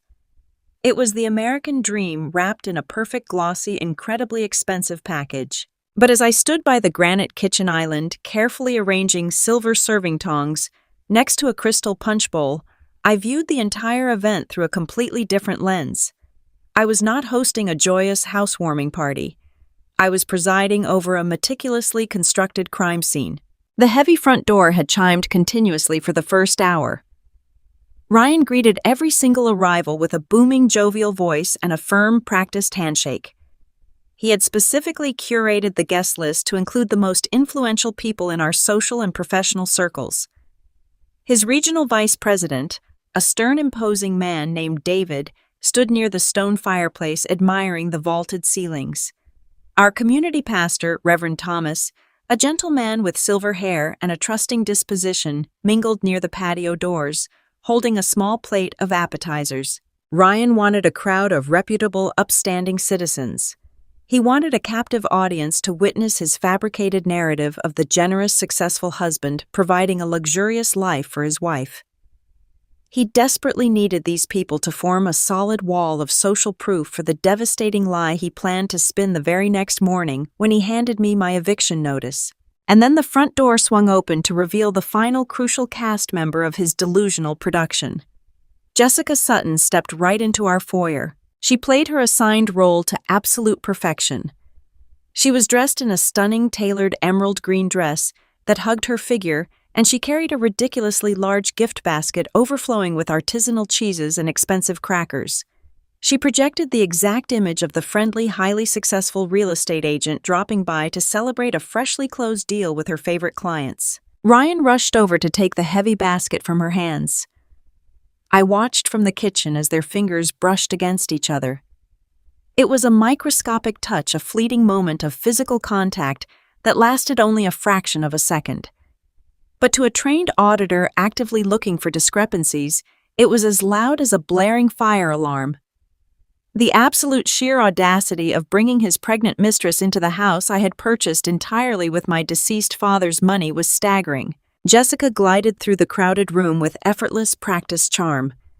She eventually made her way over to the kitchen island where I was standing. She rested her manicured hands lightly on the cool granite surface. Up close, her expensive floral perfume completely overpowered the sweet smell of my vanilla cupcakes. "Hannah, this house looks absolutely incredible," Jessica said, flashing a bright, flawless smile. "You have done a wonderful job setting everything up for the party today. Moving is always so exhausting, but you really pulled it all together beautifully." "Thank you, Jessica," I replied smoothly. My voice did not waver. I kept my posture completely relaxed and my facial expression completely open and welcoming. I am just glad all the complicated closing paperwork is finally finished and we can actually enjoy the space. A fleeting triumphant smirk crossed her glossy lips before she quickly masked it with a sympathetic nod. "Oh, absolutely. The legal side of real estate can be such a terrible headache for buyers." Ryan was an absolute dream to work with, though. He really took charge to make sure everything was handled efficiently. I poured her a drink from the crystal bowl. "Would you like some champagne to celebrate?" I asked politely. "Oh, no, thank you," she said. She placed a protective hand flat against her lower abdomen. "I am actually strictly avoiding alcohol right now. Just a cranberry mocktail for me, please." I handed her the mocktail without missing a beat. I knew exactly why she was avoiding alcohol. I had seen the 12-week ultrasound picture on Ryan's hidden tablet. I knew she was currently carrying his child. She took a slow sip of her red drink, locking her eyes with mine over the rim of the glass. She was utterly convinced she held all the power in this room. She was standing in what she firmly believed was her future kitchen, drinking a mocktail to protect her baby, looking right at the woman she thought she had successfully rendered homeless and destitute. She believed the vanishing ink signature I had placed on the quitclaim deed was a permanent legal surrender. She thought she was staring at a defeated, clueless maid. I smiled warmly right back at her. "Enjoy the party, Jessica," I said softly. "It is going to be a very memorable afternoon." She drifted away to join the other guests, and my attention immediately shifted to the living room, where another layer of this toxic conspiracy was loudly broadcasting itself. My mother-in-law Brenda was holding court near the massive stone fireplace. She was wearing a brightly colored silk blouse and a pair of heavy gold earrings that caught the light every time she tossed her head back to laugh. She had purposefully cornered Reverend Thomas and Ryan's boss, David. I picked up a silver tray of stuffed mushrooms and walked quietly toward the perimeter of their circle. I pretended to offer food to nearby guests while I tuned my ears to Brenda's loud, bragging voice. "I am just so incredibly proud of my son," Brenda announced, placing a dramatic hand over her heart. "Buying a home of this magnitude in today's economy is no small feat. But Ryan has always been such an exceptional provider. He works entirely too hard, but he simply insisted on giving Hannah the beautiful home she deserves." Reverend Thomas offered a warm, genuine smile. "Ryan is a very dedicated young man, Brenda. You must be thrilled to see them settling down to build a family foundation here." Brenda let out a soft, patronizing sigh. "Well, you know how it is. Hannah is a sweet girl, of course. Very simple. She likes her little numbers and her quiet accounting job. She does not really understand the massive complexities of corporate success or high-level real estate investments." Ryan completely shielded her from all the financial stress. He took the entire burden onto his own broad shoulders. He practically bought this entire house single-handedly. She is just so very lucky to have a man who takes care of the heavy lifting. I stood perfectly still, holding the silver serving tray tightly. The sheer breathtaking hypocrisy of her words almost made me laugh out loud. This woman, who was currently boasting about her son's imaginary financial prowess to a man of the cloth, had personally registered a fraudulent shell company to launder $150,000 of my stolen inheritance. She had actively facilitated a federal crime to hide my money.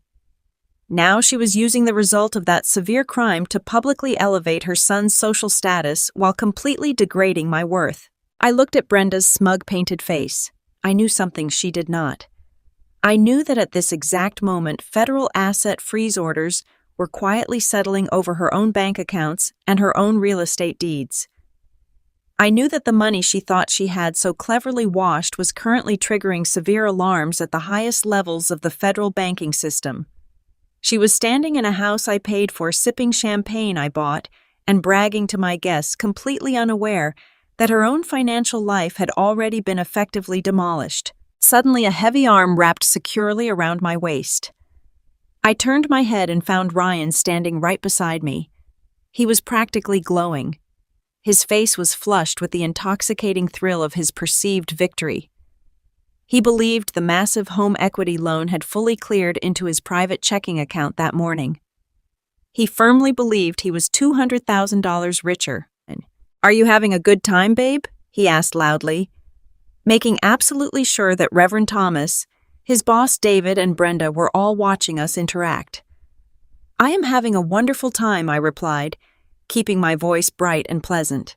Ryan pulled me closer against his side. He looked at his boss and the pastor with a broad, genuine-looking smile. I really could not have done any of this without my beautiful wife keeping the home fires burning. She has been working so hard unpacking boxes and cleaning floors so we could host all of you today. He leaned down and kissed me firmly on the cheek. I smelled his expensive woody cologne. I felt the warmth of his breath against my skin. It was a masterful performance. He was establishing the ultimate social alibi. He wanted these 50 prominent guests to remember this exact moment. He wanted them to remember Ryan Mitchell as the loving, appreciative, highly successful husband. That way, tomorrow morning, when he announced our sudden and tragic divorce, they would all instinctively side with him. They would assume I had done something terrible to ruin this perfect marriage. They would pity him for having to evict his incredibly difficult wife. He was playing a complex game of social chess, positioning his pieces with ruthless precision. But a forensic accountant does not play chess. We look at the board, identify the counterfeit pieces, and flip the entire table over. Ryan casually checked his gold wristwatch. The time had finally come. The trap he thought he had set for me was about to spring wide open. He grabbed a fresh crystal flute of champagne from a passing waiter. He stepped away from my side and walked directly into the center of the grand living room, positioning himself perfectly beneath the modern chandelier.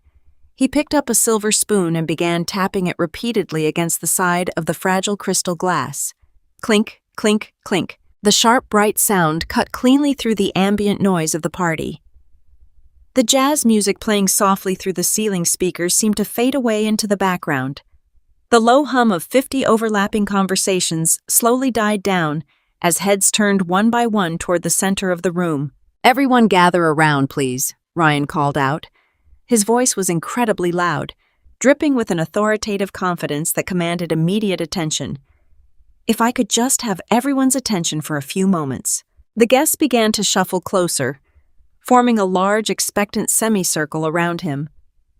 I stayed exactly where I was standing near the granite kitchen island.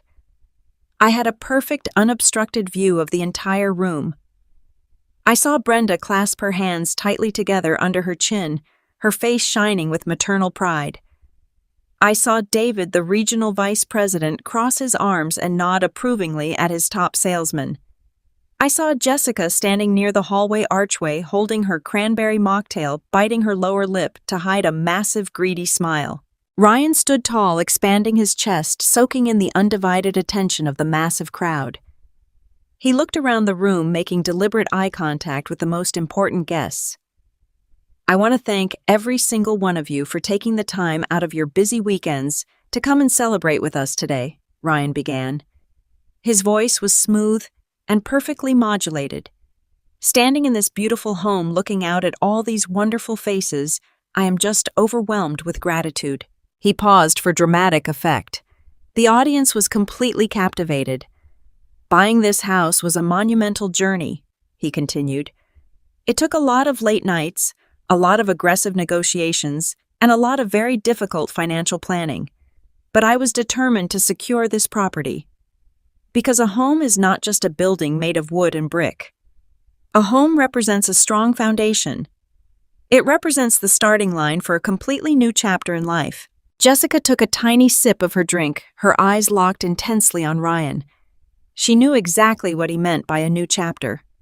She thought this was the secret signal the hidden message meant only for her, confirming that their master plan to throw me out was moving into its final brutal execution phase. And speaking of new chapters, Ryan's voice grew significantly louder, carrying a sudden serious weight. He raised his champagne glass slightly higher in the air. There is a very specific reason I wanted all of you here today. I wanted my closest friends, my respected colleagues, and my spiritual guide to be present for a major announcement regarding the future of this household. The room went dead silent. The tension was thick and palpable. 50 people held their collective breath, waiting for the grand reveal. Brenda was practically vibrating with anticipation. Jessica took a step forward from the archway. Ryan took a deep breath, preparing to deliver the specific words that would publicly end our marriage, humiliate me in front of my community, and initiate my total financial ruin. He opened his mouth to speak, but he never got the chance to say another word. Because the stage was fully set, the audience was listening, and it was finally my turn to take the floor. I did not wait for the first syllable to leave his lips. I moved with a sudden and absolute precision that caught him completely off guard. I stepped out from behind the safety of the granite kitchen island and walked directly into the center of the grand living room. I approached my husband under the bright glow of the modern chandelier. He had a microphone in his hand, a small wireless device he had rented specifically to ensure his booming voice would reach every corner of our massive new home. I reached out and took the microphone directly from his fingers. For a brief and fleeting second, Ryan smiled at me. His eyes were crinkled with that manufactured warmth he used to manipulate his clients. He genuinely believed I was stepping up to play the role of the adoring and supportive wife. He thought I was going to thank him publicly for working so hard to provide this beautiful life for us. He even took a half step back, generously yielding the floor to me, ready to bask in the glow of my fabricated gratitude. I gripped the microphone tightly. I planted my feet firmly on the hardwood floor I had scrubbed just yesterday. I looked out at the sea of 50 expectant faces. I saw his regional vice president, David, politely clasping his hands together.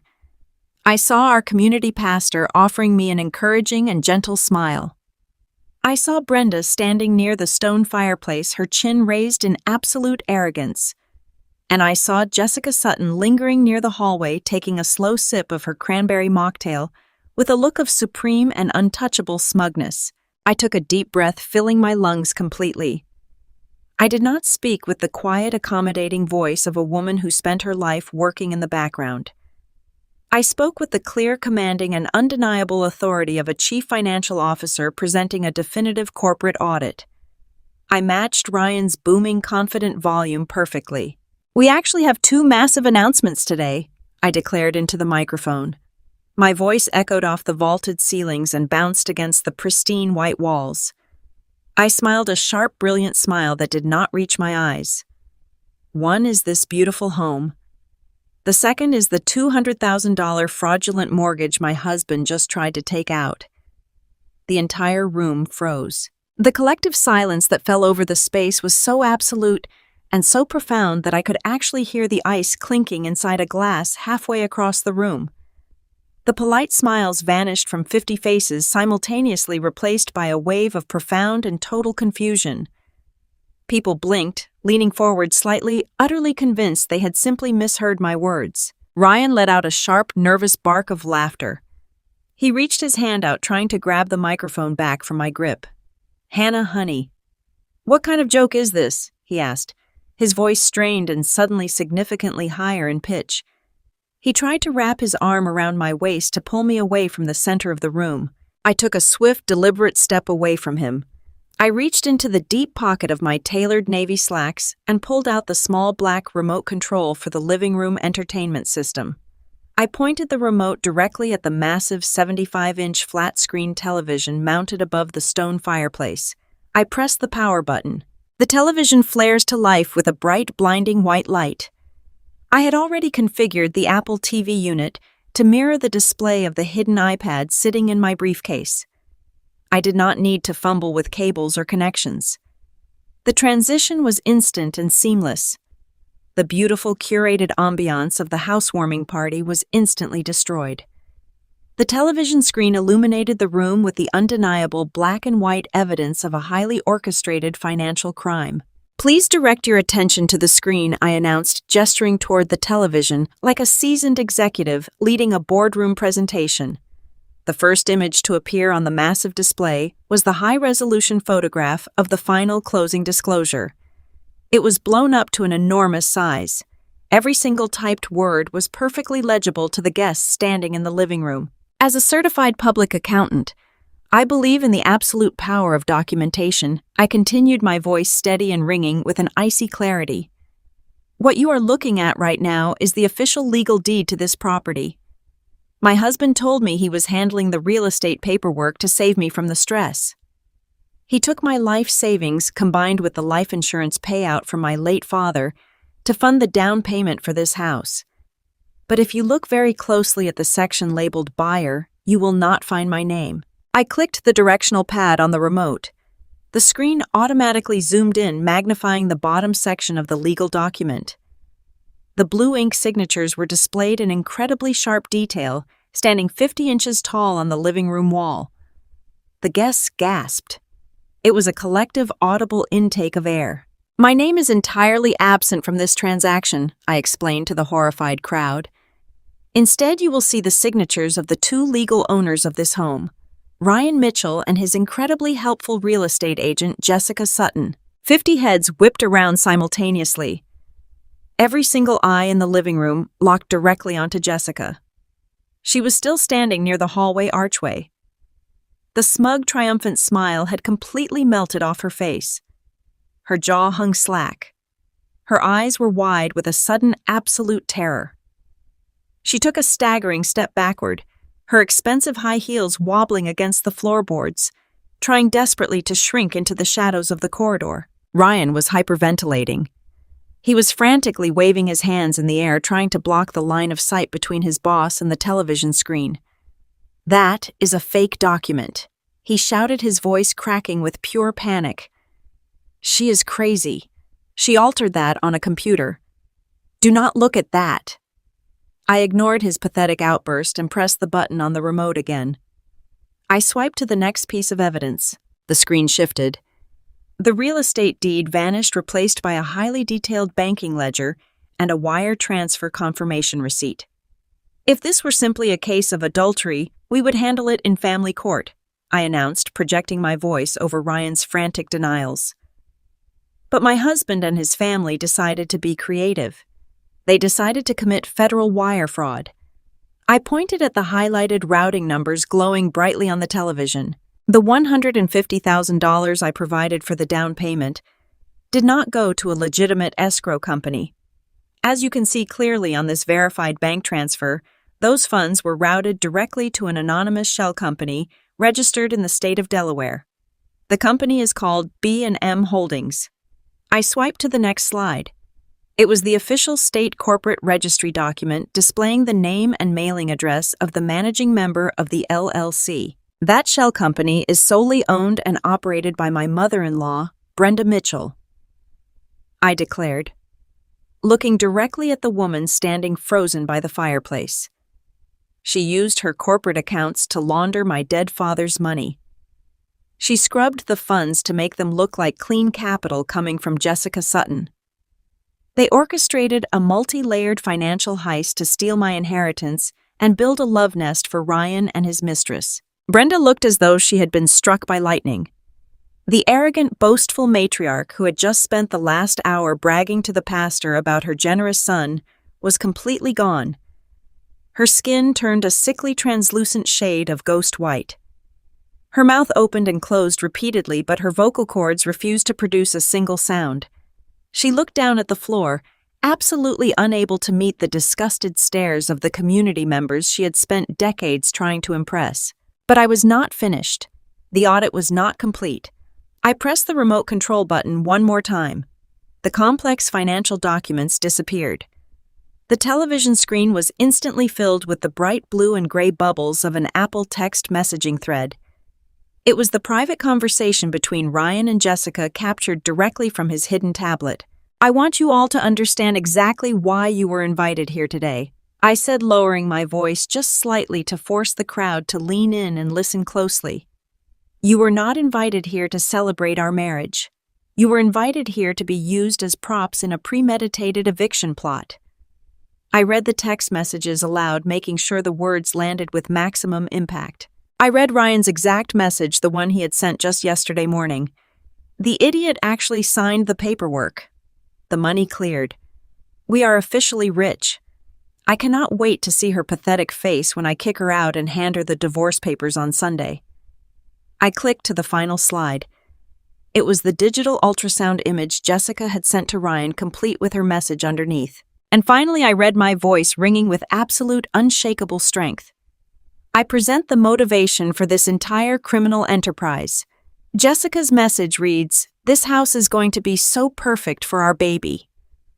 The reaction from the crowd was visceral and immediate. Reverend Thomas, the gentleman who had baptized children and counseled families in our community for 30 years, physically recoiled. He took a stumbling step backward. The small ceramic appetizer plate he had been holding slipped directly out of his trembling fingers. It hit the hardwood floor with a sharp, violent crash.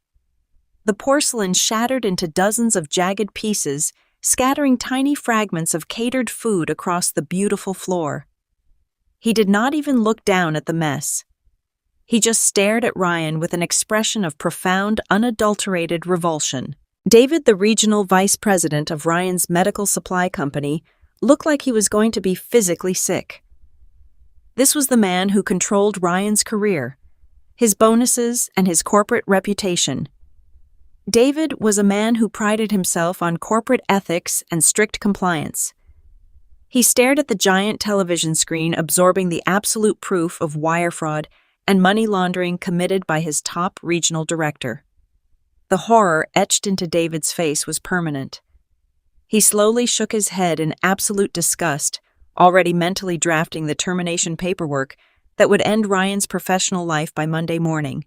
The murmurs in the room escalated into a chaotic cacophony of shocked whispers and outraged gasps.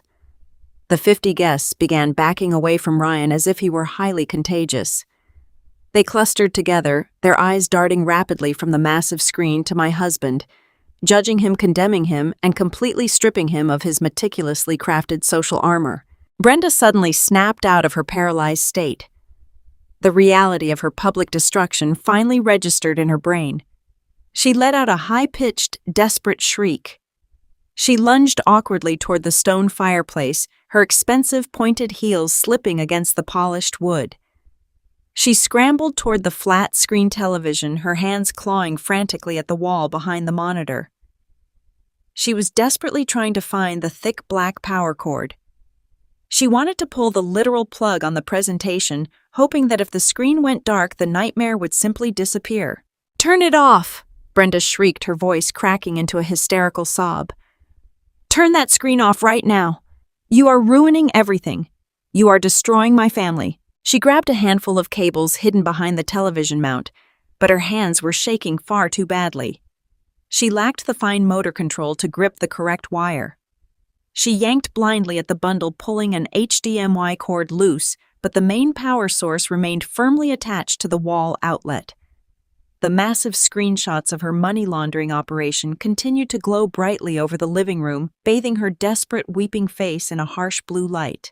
Ryan was completely cornered. The charming, charismatic salesman had absolutely nowhere left to hide. The evidence was 50 inches tall and completely irrefutable. He looked at his boss, who was already turning his back in disgust. He looked at his pastor, who was staring at the shattered plate on the floor. He looked at Jessica, who was currently pressing her back flat against the hallway wall, crying genuine tears of terror as she realized her entire life was collapsing. Ryan turned his wild, panicked eyes back to me. "Hannah, you have to stop this," he begged. His voice was no longer booming. It was a pathetic, whimpering plea. He took a hesitant step toward me, holding his hands up in a gesture of surrender. "Please, we can talk about this. We can fix this. You do not understand the whole story. I was going to pay you back. I was going to make sure you were taken care of. Just turn off the screen and we will go into the office and work out a deal. I looked at the man I had trusted with my father's legacy. I looked at the man who had called me an idiot maid and plotted my financial ruin. I raised the microphone back to my lips. "There are no deals left to make, Ryan," I said. My voice was calm, definitive, and incredibly cold. "You wanted a public announcement to mark the beginning of your new chapter. Consider this your grand introduction." I lowered the microphone and let it drop from my hand. It hit the hardwood floor with a loud electronic thud that reverberated through the speaker system, signaling the absolute end of my presentation. But the performance was not over yet. The grand finale was already waiting just outside our custom front door. The heavy electronic thud of the microphone hitting the polished hardwood floor sent a massive shockwave through the dead silence of the grand living room. It was the sound of absolute finality. For a long and suffocating moment, nobody in the house dared to take a single breath. The 50 invited guests simply stood there like statues frozen in time.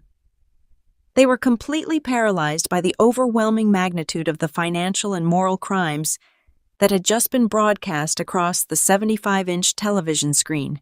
Then the paralysis broke, and the pristine illusion of the Mitchell family completely shattered. The first person to snap was Jessica Sutton. The flawless, highly polished facade of the successful and friendly real estate agent dissolved in the blink of an eye. All of her carefully practiced elegance vanished, completely replaced by the raw and terrifying panic of a cornered animal realizing the trap had just sprung shut. She stood near the hallway archway, her expensive emerald green dress suddenly looking ridiculous as her face contorted into a mask of pure, unadulterated fury. "You crazy, jealous liar!" Jessica shrieked at the top of her lungs. Her voice tore through the lingering silence like a jagged piece of glass. She did not just yell. She completely lost control of her physical body. She dropped the crystal glass holding her cranberry mocktail directly onto the floor. The glass shattered violently, sending a splash of dark red liquid across the white baseboards, looking exactly like a spray of fresh blood. Without a single second of hesitation, Jessica lunged forward. She threw her entire body weight toward the kitchen island where I was standing. Her manicured hands were outstretched, her fingers curled into claws aiming directly for my face. She wanted to physically tear me apart for exposing her deepest, darkest secrets to a room full of influential people. I did not flinch. I simply took one calm, deliberate step backward. I watched as her expensive high heels slipped violently on the polished hardwood floor. Her momentum carried her forward, but her lack of balance betrayed her. She crashed heavily into the edge of the granite countertop, letting out a sharp, breathless gasp of pain as her hips slammed against the hard stone.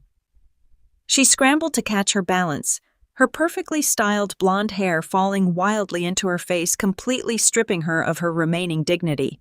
"Do not take another step toward me, Jessica," I said. My voice was incredibly low, but it carried a dangerous, icy authority that stopped her dead in her tracks. "You have already taken my money. You have already tried to take my home.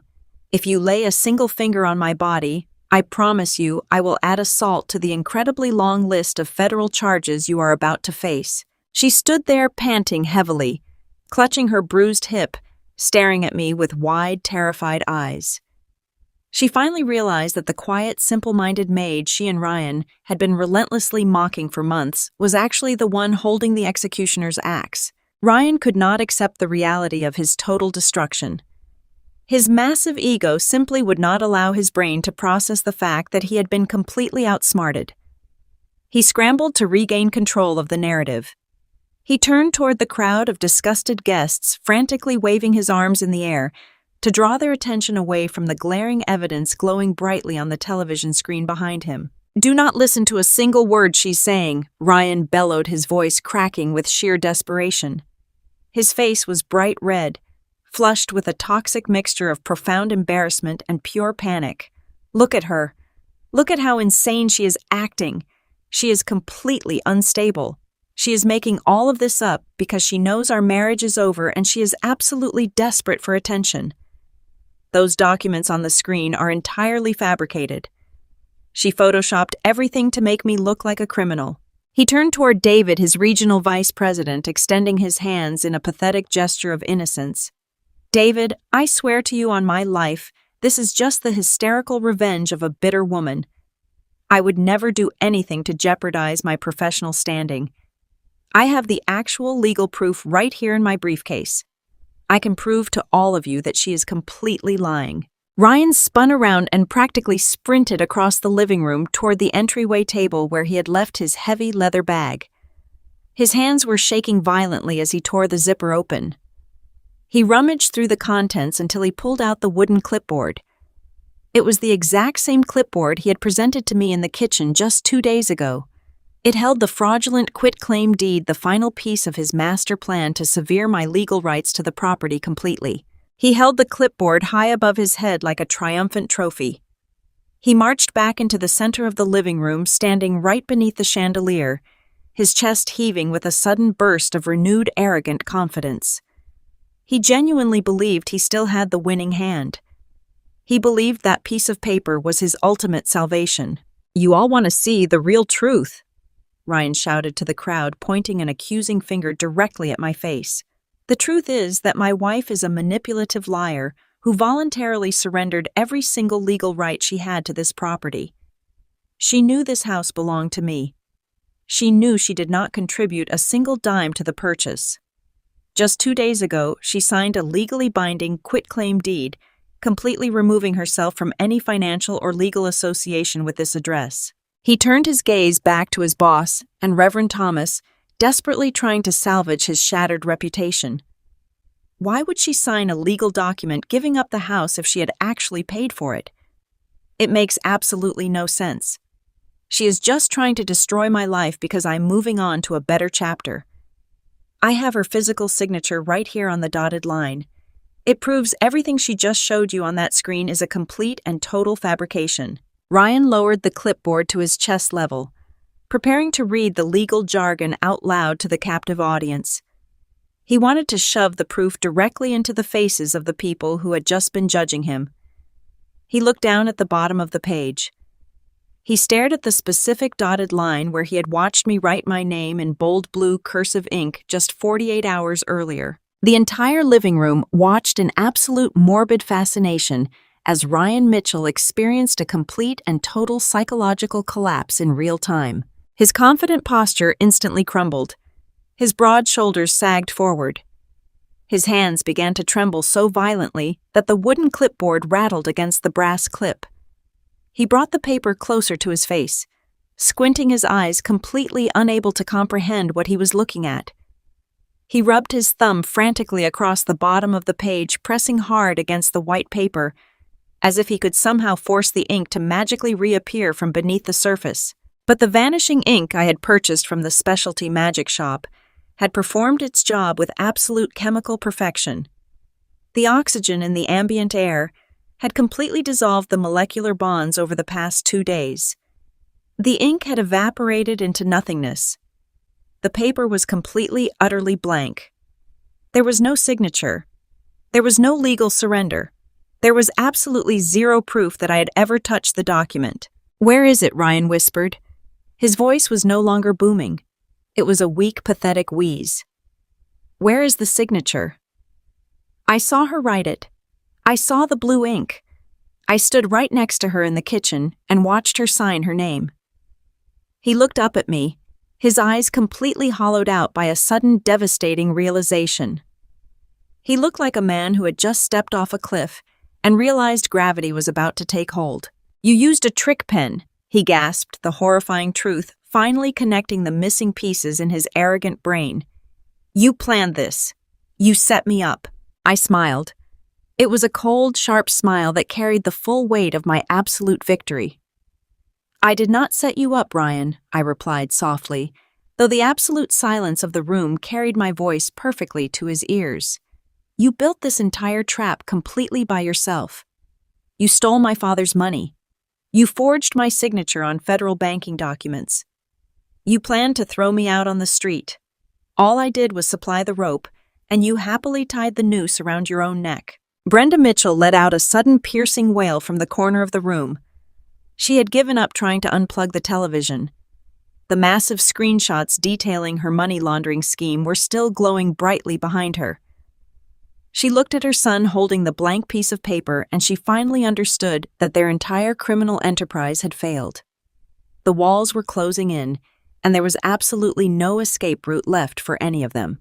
David, the regional vice president, did not say a single word to Ryan. He simply turned his back on his former top salesman, pulled a sleek smartphone from his suit pocket, and began rapidly typing an email to his corporate legal department. Reverend Thomas closed his eyes and bowed his head quietly, shaking his head in profound disappointment and sorrow. The social execution was complete. The humiliation was absolute. But the legal execution was just about to begin. A sudden sharp sound cut through the heavy atmosphere of the living room. It started as a faint, distant wail echoing through the quiet suburban streets. Within seconds, the sound amplified into a deafening, piercing shriek. Sirens. The heavy, suffocating dread inside the house was instantly shattered by the frantic strobe of red and blue emergency lights. The brilliant flashing colors poured through the massive front bay windows, casting wild spinning shadows across the faces of the terrified guests. The flashing lights bounced off the vaulted ceilings and illuminated the utter panic etched into the features of Ryan, Jessica, and Brenda. The timing was absolutely immaculate. Before anyone in the room could fully process the arrival of the authorities, the heavy oak front door of our pristine suburban home was pushed wide open. The crisp afternoon air swept into the foyer, bringing with it the severe, undeniable presence of law enforcement. A team of federal agents wearing dark tactical jackets with bold yellow letters across the back stepped into the house. They moved with absolute precision and completely commanded the space the moment their boots hit the hardwood floor. Right behind the federal agents were 3 uniformed local police officers, their hands resting cautiously on their utility belts. And walking calmly directly behind the wall of law enforcement was Attorney Thomas Sterling. He was wearing an impeccably tailored charcoal suit, holding a sleek leather briefcase and projecting the aura of a man who was thoroughly enjoying the culmination of a perfectly executed legal strategy. He spotted me standing by the kitchen island and offered a singular respectful nod of his silver head. "Nobody move the lead," federal agent shouted his voice, carrying the harsh, unyielding tone of absolute authority. "We are executing multiple federal arrest warrants and asset seizure directives. Stay exactly where you are." The 50 guests in the living room collectively gasped, taking several hurried steps backward to distance themselves from the center of the room. They pressed themselves against the walls and the furniture, desperate to avoid getting caught in the crossfire of the unfolding disaster. The lead agent walked directly past the shattered remains of the appetizer plate and approached the center of the room. He did not look at the massive television screen broadcasting the evidence. He already had the original files securely locked in his evidence boxes back at the bureau. "Ryan Mitchell." The agent said, his voice echoing loudly in the silent room. "You are under arrest for federal wire fraud conspiracy to commit bank fraud and the federal forgery of lending documents. Turn around and place your hands behind your back." Ryan did not fight. He did not scream. He did not try to explain away his actions or point his finger at me. The sheer overwhelming reality of the flashing blue lights and the tactical vests completely broke whatever fragile remaining pieces of his ego were left. He dropped the wooden clipboard onto the floor. The blank quitclaim deed fluttered harmlessly onto the expensive rug. He slowly turned around, his shoulders slumped in utter defeat, and offered his wrist to the federal agent. The sharp metallic click of the heavy steel handcuffs locking around his wrists was the loudest sound in the entire house. I watched as the man who had promised to love and protect me was physically restrained. I watched as he was humiliated in front of the very boss he had tried so desperately to impress. David stood near the fireplace, his arms crossed tightly, watching his former employee get cuffed without a single ounce of sympathy in his eyes. Reverend Thomas looked away, completely unable to witness the absolute moral failure of a man he had trusted. A second federal agent immediately approached the hallway archway where Jessica Sutton was still cowering against the wall. She was trembling violently, tears streaming down her perfectly contoured face, ruining her expensive makeup. "Jessica Sutton," the agent announced, pulling a second pair of handcuffs from his belt. You are under arrest for criminal conspiracy real estate fraud and active participation in a money laundering enterprise. Turn around, please. I am pregnant. Jessica sobbed loudly, her voice breaking into a hysterical, high-pitched wail. You cannot do this to me. I am pregnant. I did not do anything wrong. He told me the money was clean. He told me she was giving up the house. The federal agent did not hesitate. Your medical condition will be addressed during processing, Mom, he replied coldly. Turn around and place your hands behind your back. Jessica wept openly as the cold steel locked around her delicate wrists. She looked over her shoulder at Ryan, desperate for him to intervene to save her from the nightmare they had created together. But Ryan was staring blankly at the floor, completely unresponsive to her cries. The man who had confidently plotted my total destruction was now nothing more than a broken, silent shell. Across the room, 2 local police officers approached Brenda Mitchell. She was leaning heavily against the stone fireplace, her breathing shallow and rapid. The loud, arrogant matriarch, who had constantly degraded my career and my intelligence, was now facing the brutal consequences of thinking she was above the law. Brenda Mitchell, the officer stated, reading from a legal document in his hand. We have federal warrants for your arrest regarding the operation of fraudulent corporate entities and the facilitation of interstate money laundering. We are also executing immediate seizure orders on all corporate and personal banking accounts associated with B&M Holdings, LLC. Brenda did not scream this time. She simply closed her eyes and let out a long, shuddering breath of total surrender as the officer guided her hands behind her back. I stood by the granite kitchen island, surrounded by the sweet smell of vanilla cupcakes, and watched the authorities march the 3 architects of my betrayal straight out the front door. The flashing red and blue lights illuminated their backs as they were escorted into the waiting patrol cars. The grand housewarming party was officially over. The performance was finished. The stage was completely cleared. Thomas Sterling walked slowly across the living room, stepping carefully over the shattered ceramic plate, and stopped a few feet away from the kitchen island. He looked at the massive television screen, then down at the blank piece of paper resting on the floor, and finally up at my face. You executed the timeline flawlessly, Hannah Thomas said, a rare tone of genuine professional respect coloring his words. The bank confirmed the internal freeze an hour ago. Not a single cent of that home equity loan ever touched his private accounts. And the federal warrants for the original wire fraud secured your father's inheritance funds before Brenda could attempt to move them offshore. Your assets are completely safe. I looked around the beautiful, expensive, and completely empty living room. The 50 guests were already whispering nervously and shuffling toward the front door, eager to escape the epicenter of the scandal. The house was quiet again, but it was no longer a heavy, suffocating silence. It was the peaceful, clean silence that follows a massive storm. I untied the apron from around my waist and folded it neatly onto the kitchen counter. I did not feel sad. I did not feel broken. I felt exactly like a woman who had just successfully balanced a terribly corrupted ledger. The liabilities had been completely removed. The accounts were finally clean. I looked at Thomas Sterling and smiled a genuine, relaxed smile. Thank you, Thomas, I replied softly.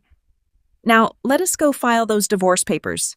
The flashing red and blue lights reflecting off the living room windows cast a chaotic and dizzying glow over the remnants of the housewarming party.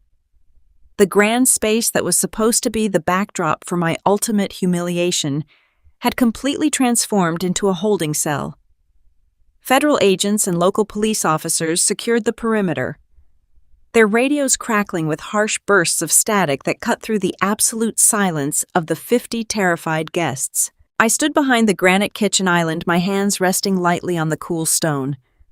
I watched the scene unfold with the detached, clinical precision of an auditor reviewing a finalized report. The liabilities had been exposed. The counterfeit assets were being stripped away. But Brenda Mitchell was simply not programmed to accept defeat. Even with her son standing in federal handcuffs and his pregnant mistress sobbing uncontrollably against the hallway wall, Brenda's massive inflated ego refused to acknowledge the reality of the situation. She violently shoved her way past a bewildered catering waiter, her silk blouse wrinkling as she thrust a shaking accusatory finger directly at my face. The sheer volume of her voice made several guests physically wince. "Arrest her!" Brenda shrieked at the top of her lungs. Her face was a mottled, dangerous shade of crimson, and the veins in her neck strained against her skin. "Why are you putting handcuffs on my son? You need to arrest that lying, vindictive woman right now. She is framing him. She photoshopped all of those fake bank records on the television just to ruin his career. She is completely insane. She has been planning this malicious stunt just to destroy our family because she knows she's not good enough for him." The two local police officers who had approached her earlier took a firm step forward, placing themselves directly between Brenda's flailing arms and the kitchen island where I stood. "Mom, you need to lower your voice and step back," the taller officer instructed, his tone carrying zero tolerance for her suburban entitlement. "I will not step back," Brenda wailed, attempting to physically sidestep the officer. "You are listening to a jealous, hysterical woman. Ryan is a prominent corporate director. He is a pillar of this community. She is nothing but a simple-minded number cruncher who could never afford a magnificent home like this on her own. She stole my son's computer and faked those messages. Arrest her for theft. Arrest her for slander." I did not raise my voice. I did not need to defend myself against the desperate ravings of a woman whose entire world was collapsing. I simply looked past her frantic red face and caught the eye of my attorney. Thomas Sterling stepped forward with the effortless grace of a shark gliding through open water. He bypassed the police officers and stopped exactly 2 feet away from Brenda. He held a thick, crisp stack of legal documents printed on heavy bond paper. The top page featured the bold, unmistakable seal of the United States federal court system. Mrs. Mitchell Thomas said, his voice incredibly smooth but sharp enough to cut through steel. "My name is Thomas Sterling. I represent your daughter-in-law. I strongly advise you to stop making public demands to law enforcement before you incriminate yourself any further than you already have." Brenda whipped her head around to glare at him. "I do not care who you are or what cheap lawyer she hired," she spat, her chest heaving. "You have absolutely no right to be in this house. You have no right to accuse my family of these absurd crimes." Thomas did not flinch. He slowly extended his arm and held the stack of federal documents directly in front of her chest. "This is not an accusation, Mrs. Mitchell," Thomas replied, his tone dripping with absolute clinical finality. "This is a federal asset freeze and seizure order executed by a federal judge just 2 hours ago based on irrefutable digital evidence of interstate money laundering." Brenda stared at the thick stack of papers. She refused to take them from his hands. She tucked her arms tightly against her sides, acting as though touching the documents would somehow make them real. "Let me explain your current financial reality in terms that even you can understand." Thomas continued, speaking loudly enough for the entire room of silent guests to hear every single word. "You registered a shell company, B&M Holdings LLC, in the state of Delaware. You then used that fraudulent corporate entity to receive, hold, and redirect $150,000 of stolen inheritance funds. You actively washed stolen money to help your son deceive the title company." "I did no such thing," Brenda gasped, though her voice had lost a significant amount of its previous volume. "It was just a temporary family loan. It was a private family matter. The federal government does not recognize the laundering of stolen life insurance payouts as a private family matter," Thomas stated coldly. "And because you are an amateur who thought you were clever, you made a catastrophic mistake. You commingled the stolen funds with your own personal finances to make the transfer look legitimate.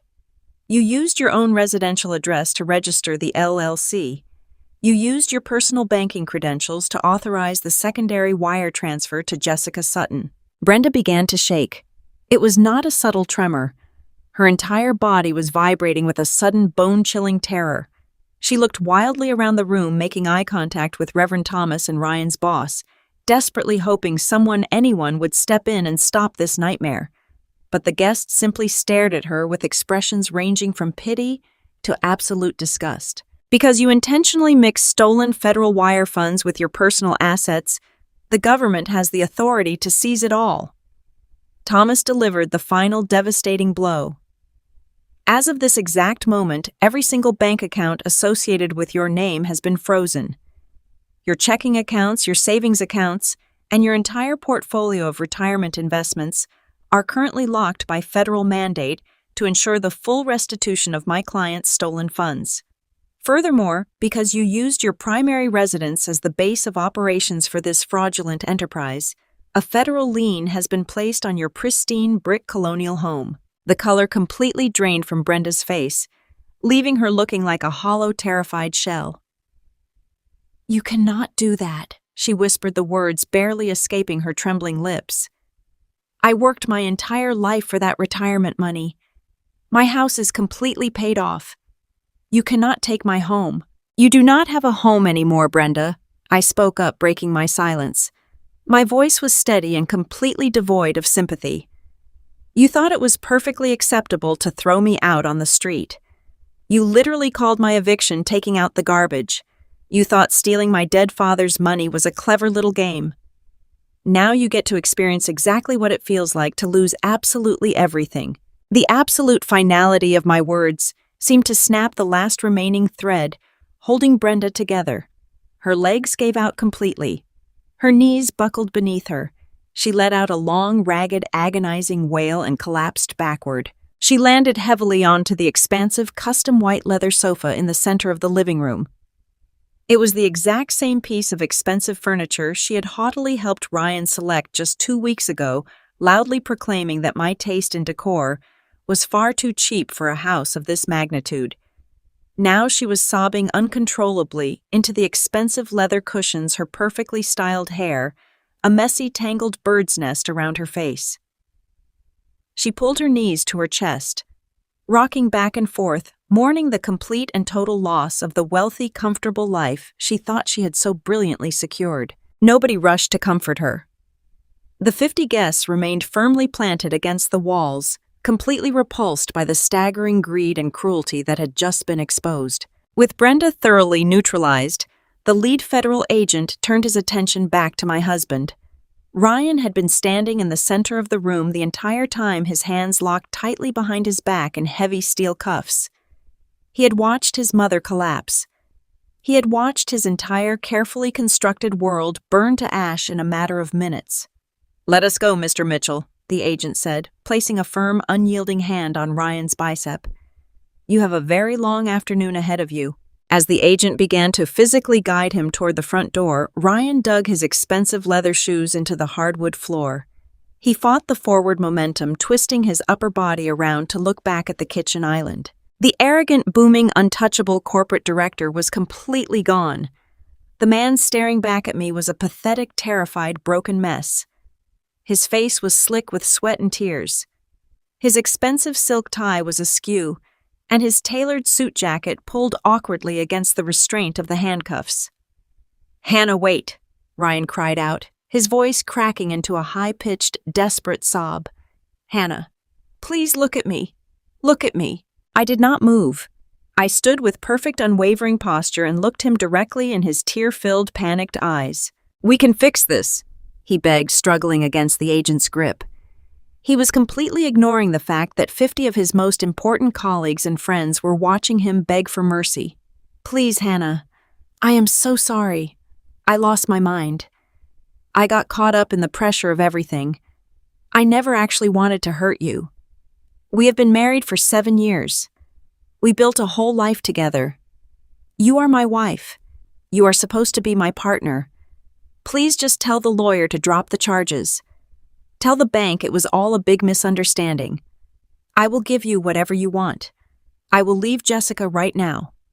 I will sign the house over to you completely. Just please do not let them take me to prison.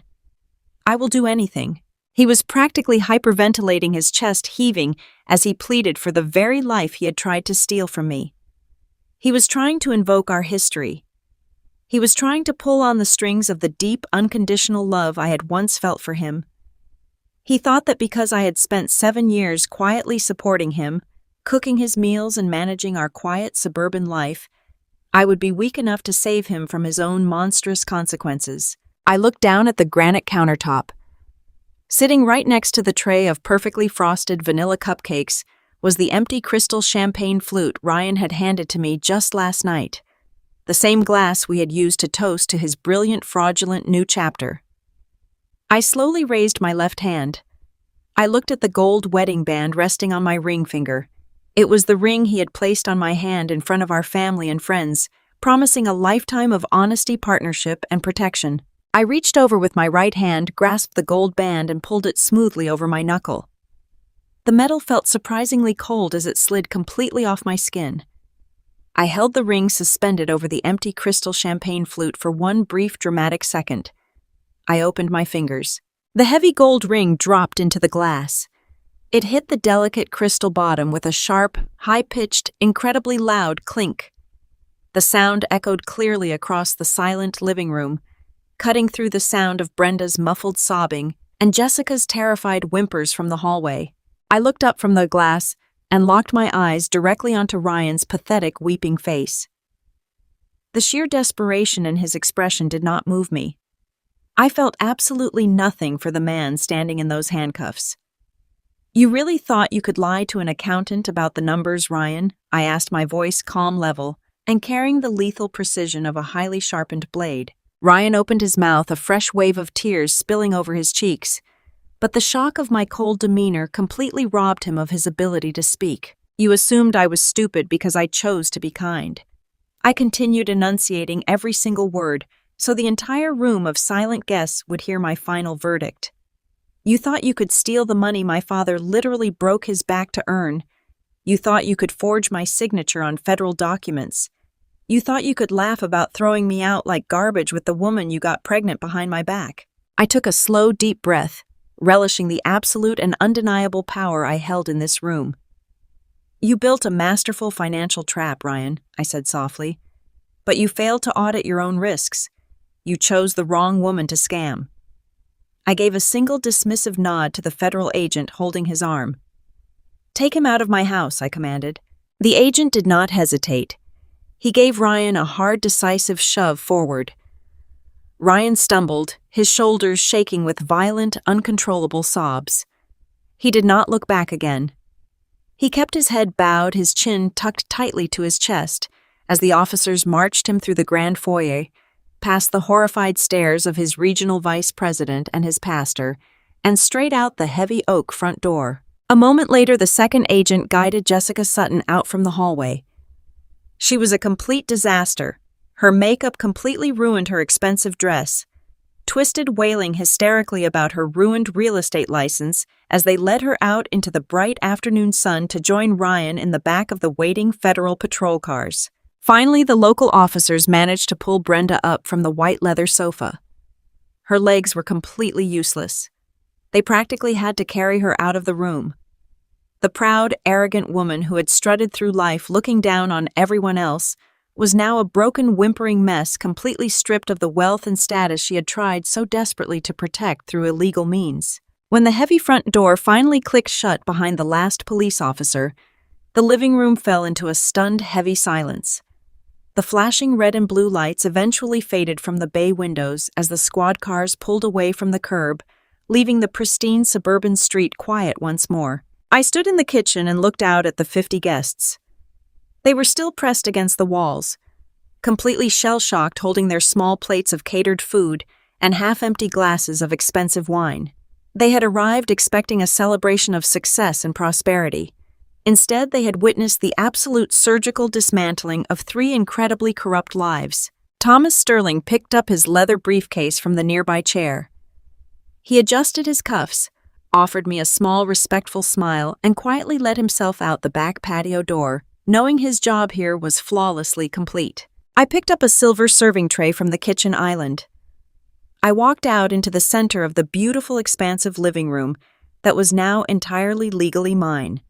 I stopped near the stone fireplace, looked at the crowd of influential, prominent people, and offered them a warm, polite smile. "Well," I announced cheerfully, breaking the intense silence that hung over the room. "The cupcakes are perfectly fresh, and there is plenty of champagne left. Please enjoy the party." The room remained perfectly quiet for a moment, And then slowly a few hesitant guests reached out to take a pastry from the tray. The liabilities were gone. The balance sheet was clear. And for the very first time in 7 years, I was finally ready to start a brand new ledger. 6 months have passed since the flashing red and blue lights illuminated the living room of that massive suburban home. The leaves outside my new office window have turned brilliant shades of copper and gold. The crisp autumn breeze carries the scent of roasted coffee and fresh rain from the bustling city street below. I sit at a heavy mahogany desk much like the one Thomas Sterling used, but this one belongs entirely to me. My life today is a profound and beautiful contrast to the suffocating deception I endured for 7 long years. The dust has finally settled, the ledgers have been permanently balanced, and the architects of my betrayal are currently paying off their debts to society with compound interest. Ryan Mitchell always believed he was the smartest and most charming man in any room. He spent his entire adult life manipulating people with a bright smile and a tailored suit. But charm holds absolutely no value in a federal courtroom. During his sentencing hearing, I sat in the hard wooden gallery bench and watched the utter destruction of his monumental ego. The arrogant corporate director was completely gone. He was wearing a drab, oversized standard-issue jail uniform that hung loosely on his shrinking frame. His perfectly styled hair was a messy and unkempt shadow of its former glory. The federal prosecutor systematically dismantled every single one of his lies. They presented the forged signature, the fake digital portals, and the text messages detailing his cruel plan to leave me homeless. Ryan did not even attempt to fight the charges. His high-priced defense attorneys advised him to plead guilty to avoid spending a decade behind bars. The judge looked down from the bench with absolute disgust and handed him a 5-year sentence in a federal penitentiary for wire fraud and bank forgery. As the bailiffs led him away in heavy chains, he did not look back. He finally understood that his smooth-talking manipulation could not rewrite the undeniable truth of a financial audit. Jessica Sutton discovered very quickly that the luxury lifestyle she thought she had successfully stolen was nothing but a fragile illusion. The State Real Estate Commission moved with lightning speed. The moment the federal indictment was unsealed, they convened an emergency ethics board hearing. Jessica stood before a panel of her peers and tried to cry her way out of the consequences. She tried to play the role of the innocent manipulated victim. But the text messages she sent to Ryan, the ones where she gleefully celebrated my impending eviction and actively plotted the money laundering scheme, were entered directly into the public record. The commission permanently revoked her real estate license. She was officially banned from ever practicing in the industry again. The court also hit her with massive financial penalties for her role in the criminal conspiracy. The wealthy social circle she had spent years cultivating dropped her instantly. Nobody wants to associate with a disgraced fraudster. She lost her lucrative career, her reputation, and her entire future in the blink of an eye. But perhaps the most poetic and satisfying downfall belonged to my former mother-in-law, Brenda Mitchell. Brenda had spent decades building her identity around the appearance of wealth and social superiority. She had looked down her nose at my modest upbringing and openly mocked my career as a simple number cruncher. She genuinely believed her elite status made her completely untouchable by the law. The federal government quickly proved her incredibly wrong, because she had actively utilized her anonymous shell company to launder my stolen inheritance, and because she had commingled those illicit funds with her own personal finances. The federal asset forfeiture orders were devastatingly thorough. The authorities seized her pristine brick colonial home to pay the restitution orders. They drained her extensive retirement accounts and liquidated her precious investment portfolios. The woman who used to hold court at the local country club bragging loudly about her brilliant son was unceremoniously forced out onto the street. Brenda now lives in a tiny, cramped, one-bedroom rental apartment on the noisy industrial side of her town. She relies entirely on a meager Social Security check to survive. The beautiful luxury vehicles and the expensive silk blouses are completely gone. She spends her days sitting in a small, poorly lit living room, completely isolated from the wealthy friends who abandoned her the moment her bank accounts were frozen. She tried to call me once, leaving a desperate, weeping voicemail begging for financial mercy. I simply deleted the message. I felt absolutely no obligation to rescue a woman who had enthusiastically helped her son build a guillotine for my neck. My own trajectory took a completely different path. From the ashes of my broken marriage, I built a foundation of absolute independence and strength. Thomas Sterling proved to be worth every single dollar of his retainer fee.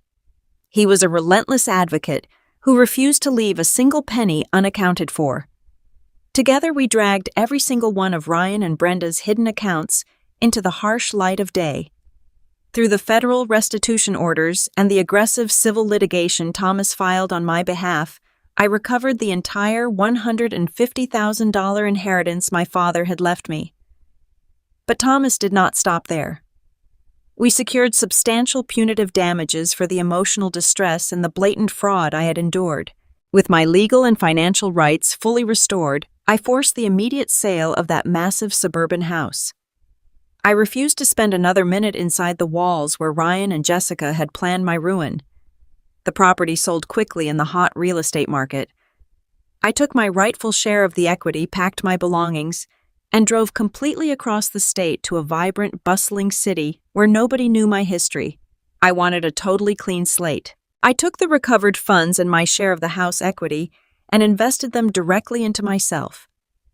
I signed a commercial lease on a beautiful sunlit office space with exposed brick walls and massive windows. I hung a polished brass plaque next to the solid oak front door. It bears my maiden name and my professional title. I opened my own boutique certified public accounting firm. But my firm is not just a standard tax preparation business.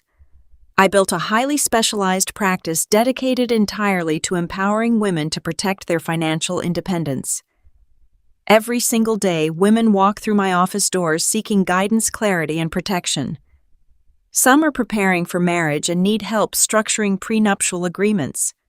Others are navigating complex high-asset divorces and suspect their partners are hiding money in offshore accounts or secret shell companies. They sit in the comfortable chairs across from my mahogany desk, carrying boxes of messy receipts and confusing banking statements. They feel overwhelmed, intimidated, and afraid of the numbers. I look them in the eye and tell them exactly what they need to hear. I teach them how to read ledgers. I teach them how to track routing numbers and audit joint accounts. I show them how to identify the subtle red flags of financial abuse. I give them the exact same tools and the exact same courage I used to save my own life. Watching these women transform from anxious and dependent partners into confident, financially literate individuals is the most profoundly rewarding experience of my entire life.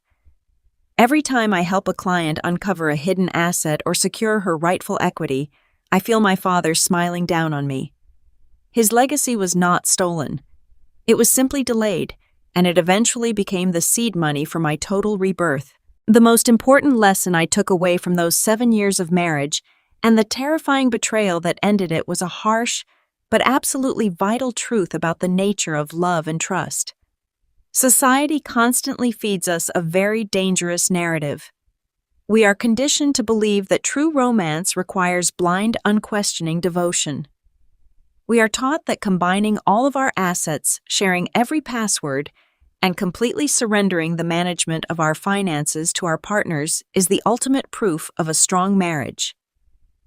Women in particular are often subtly pressured to step back and let their husbands handle the complicated money matters to avoid seeming difficult or untrusting. But blind trust is an incredibly dangerous currency. Love should absolutely never mean closing your eyes to the paperwork. Love should never require you to completely abandon your common sense or your financial literacy. You can deeply love a partner while still verifying the names listed on a property deed.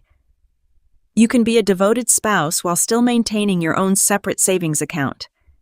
You can build a beautiful life together while still demanding total transparency regarding joint loans and wire transfers. Establishing firm financial boundaries is not a betrayal of your marital vows. It is not an insult to your partner. It is the ultimate protection of your life's hard work. A trustworthy partner will never be offended by your desire to understand the family finances. A trustworthy partner will actively encourage you to read the contracts before you sign them. Only a person with something dark to hide will ever attempt to weaponize your love to keep you in the dark. I survived because I was trained to look at the numbers. When Ryan tried to use his charm and his affection to blind me, I relied on the cold, hard, indisputable logic of a banking ledger. The math did not care about his handsome smile. The routing numbers did not care about his elaborate excuses. The data exposed the monsters hiding in the shadows. I learned that you cannot build a safe home on a foundation of blind faith. You build a safe home on a foundation of verifiable truth. Today I am no longer the quiet, accommodating wife who moves her car out of the driveway to make room for her mother-in-law. I am the chief executive of my own life. I control my own assets. I write my own destiny. The nightmare Ryan put me through did not break me. It simply forged me into a woman who will never be taken advantage of again. I wear my independence like a suit of armor, and I spend my days teaching other women how to forge their own. If you have watched this video until the very end and felt that rush of deep satisfaction when justice was finally served, please hit that like button and subscribe to the channel. Have you ever had to draw a hard financial boundary with a partner or a difficult family member? Let me know down in the comments, and please tell me what state you are watching from and what time it is there right now. I read every single one of your messages. Until next time, remember to always protect your peace and your assets.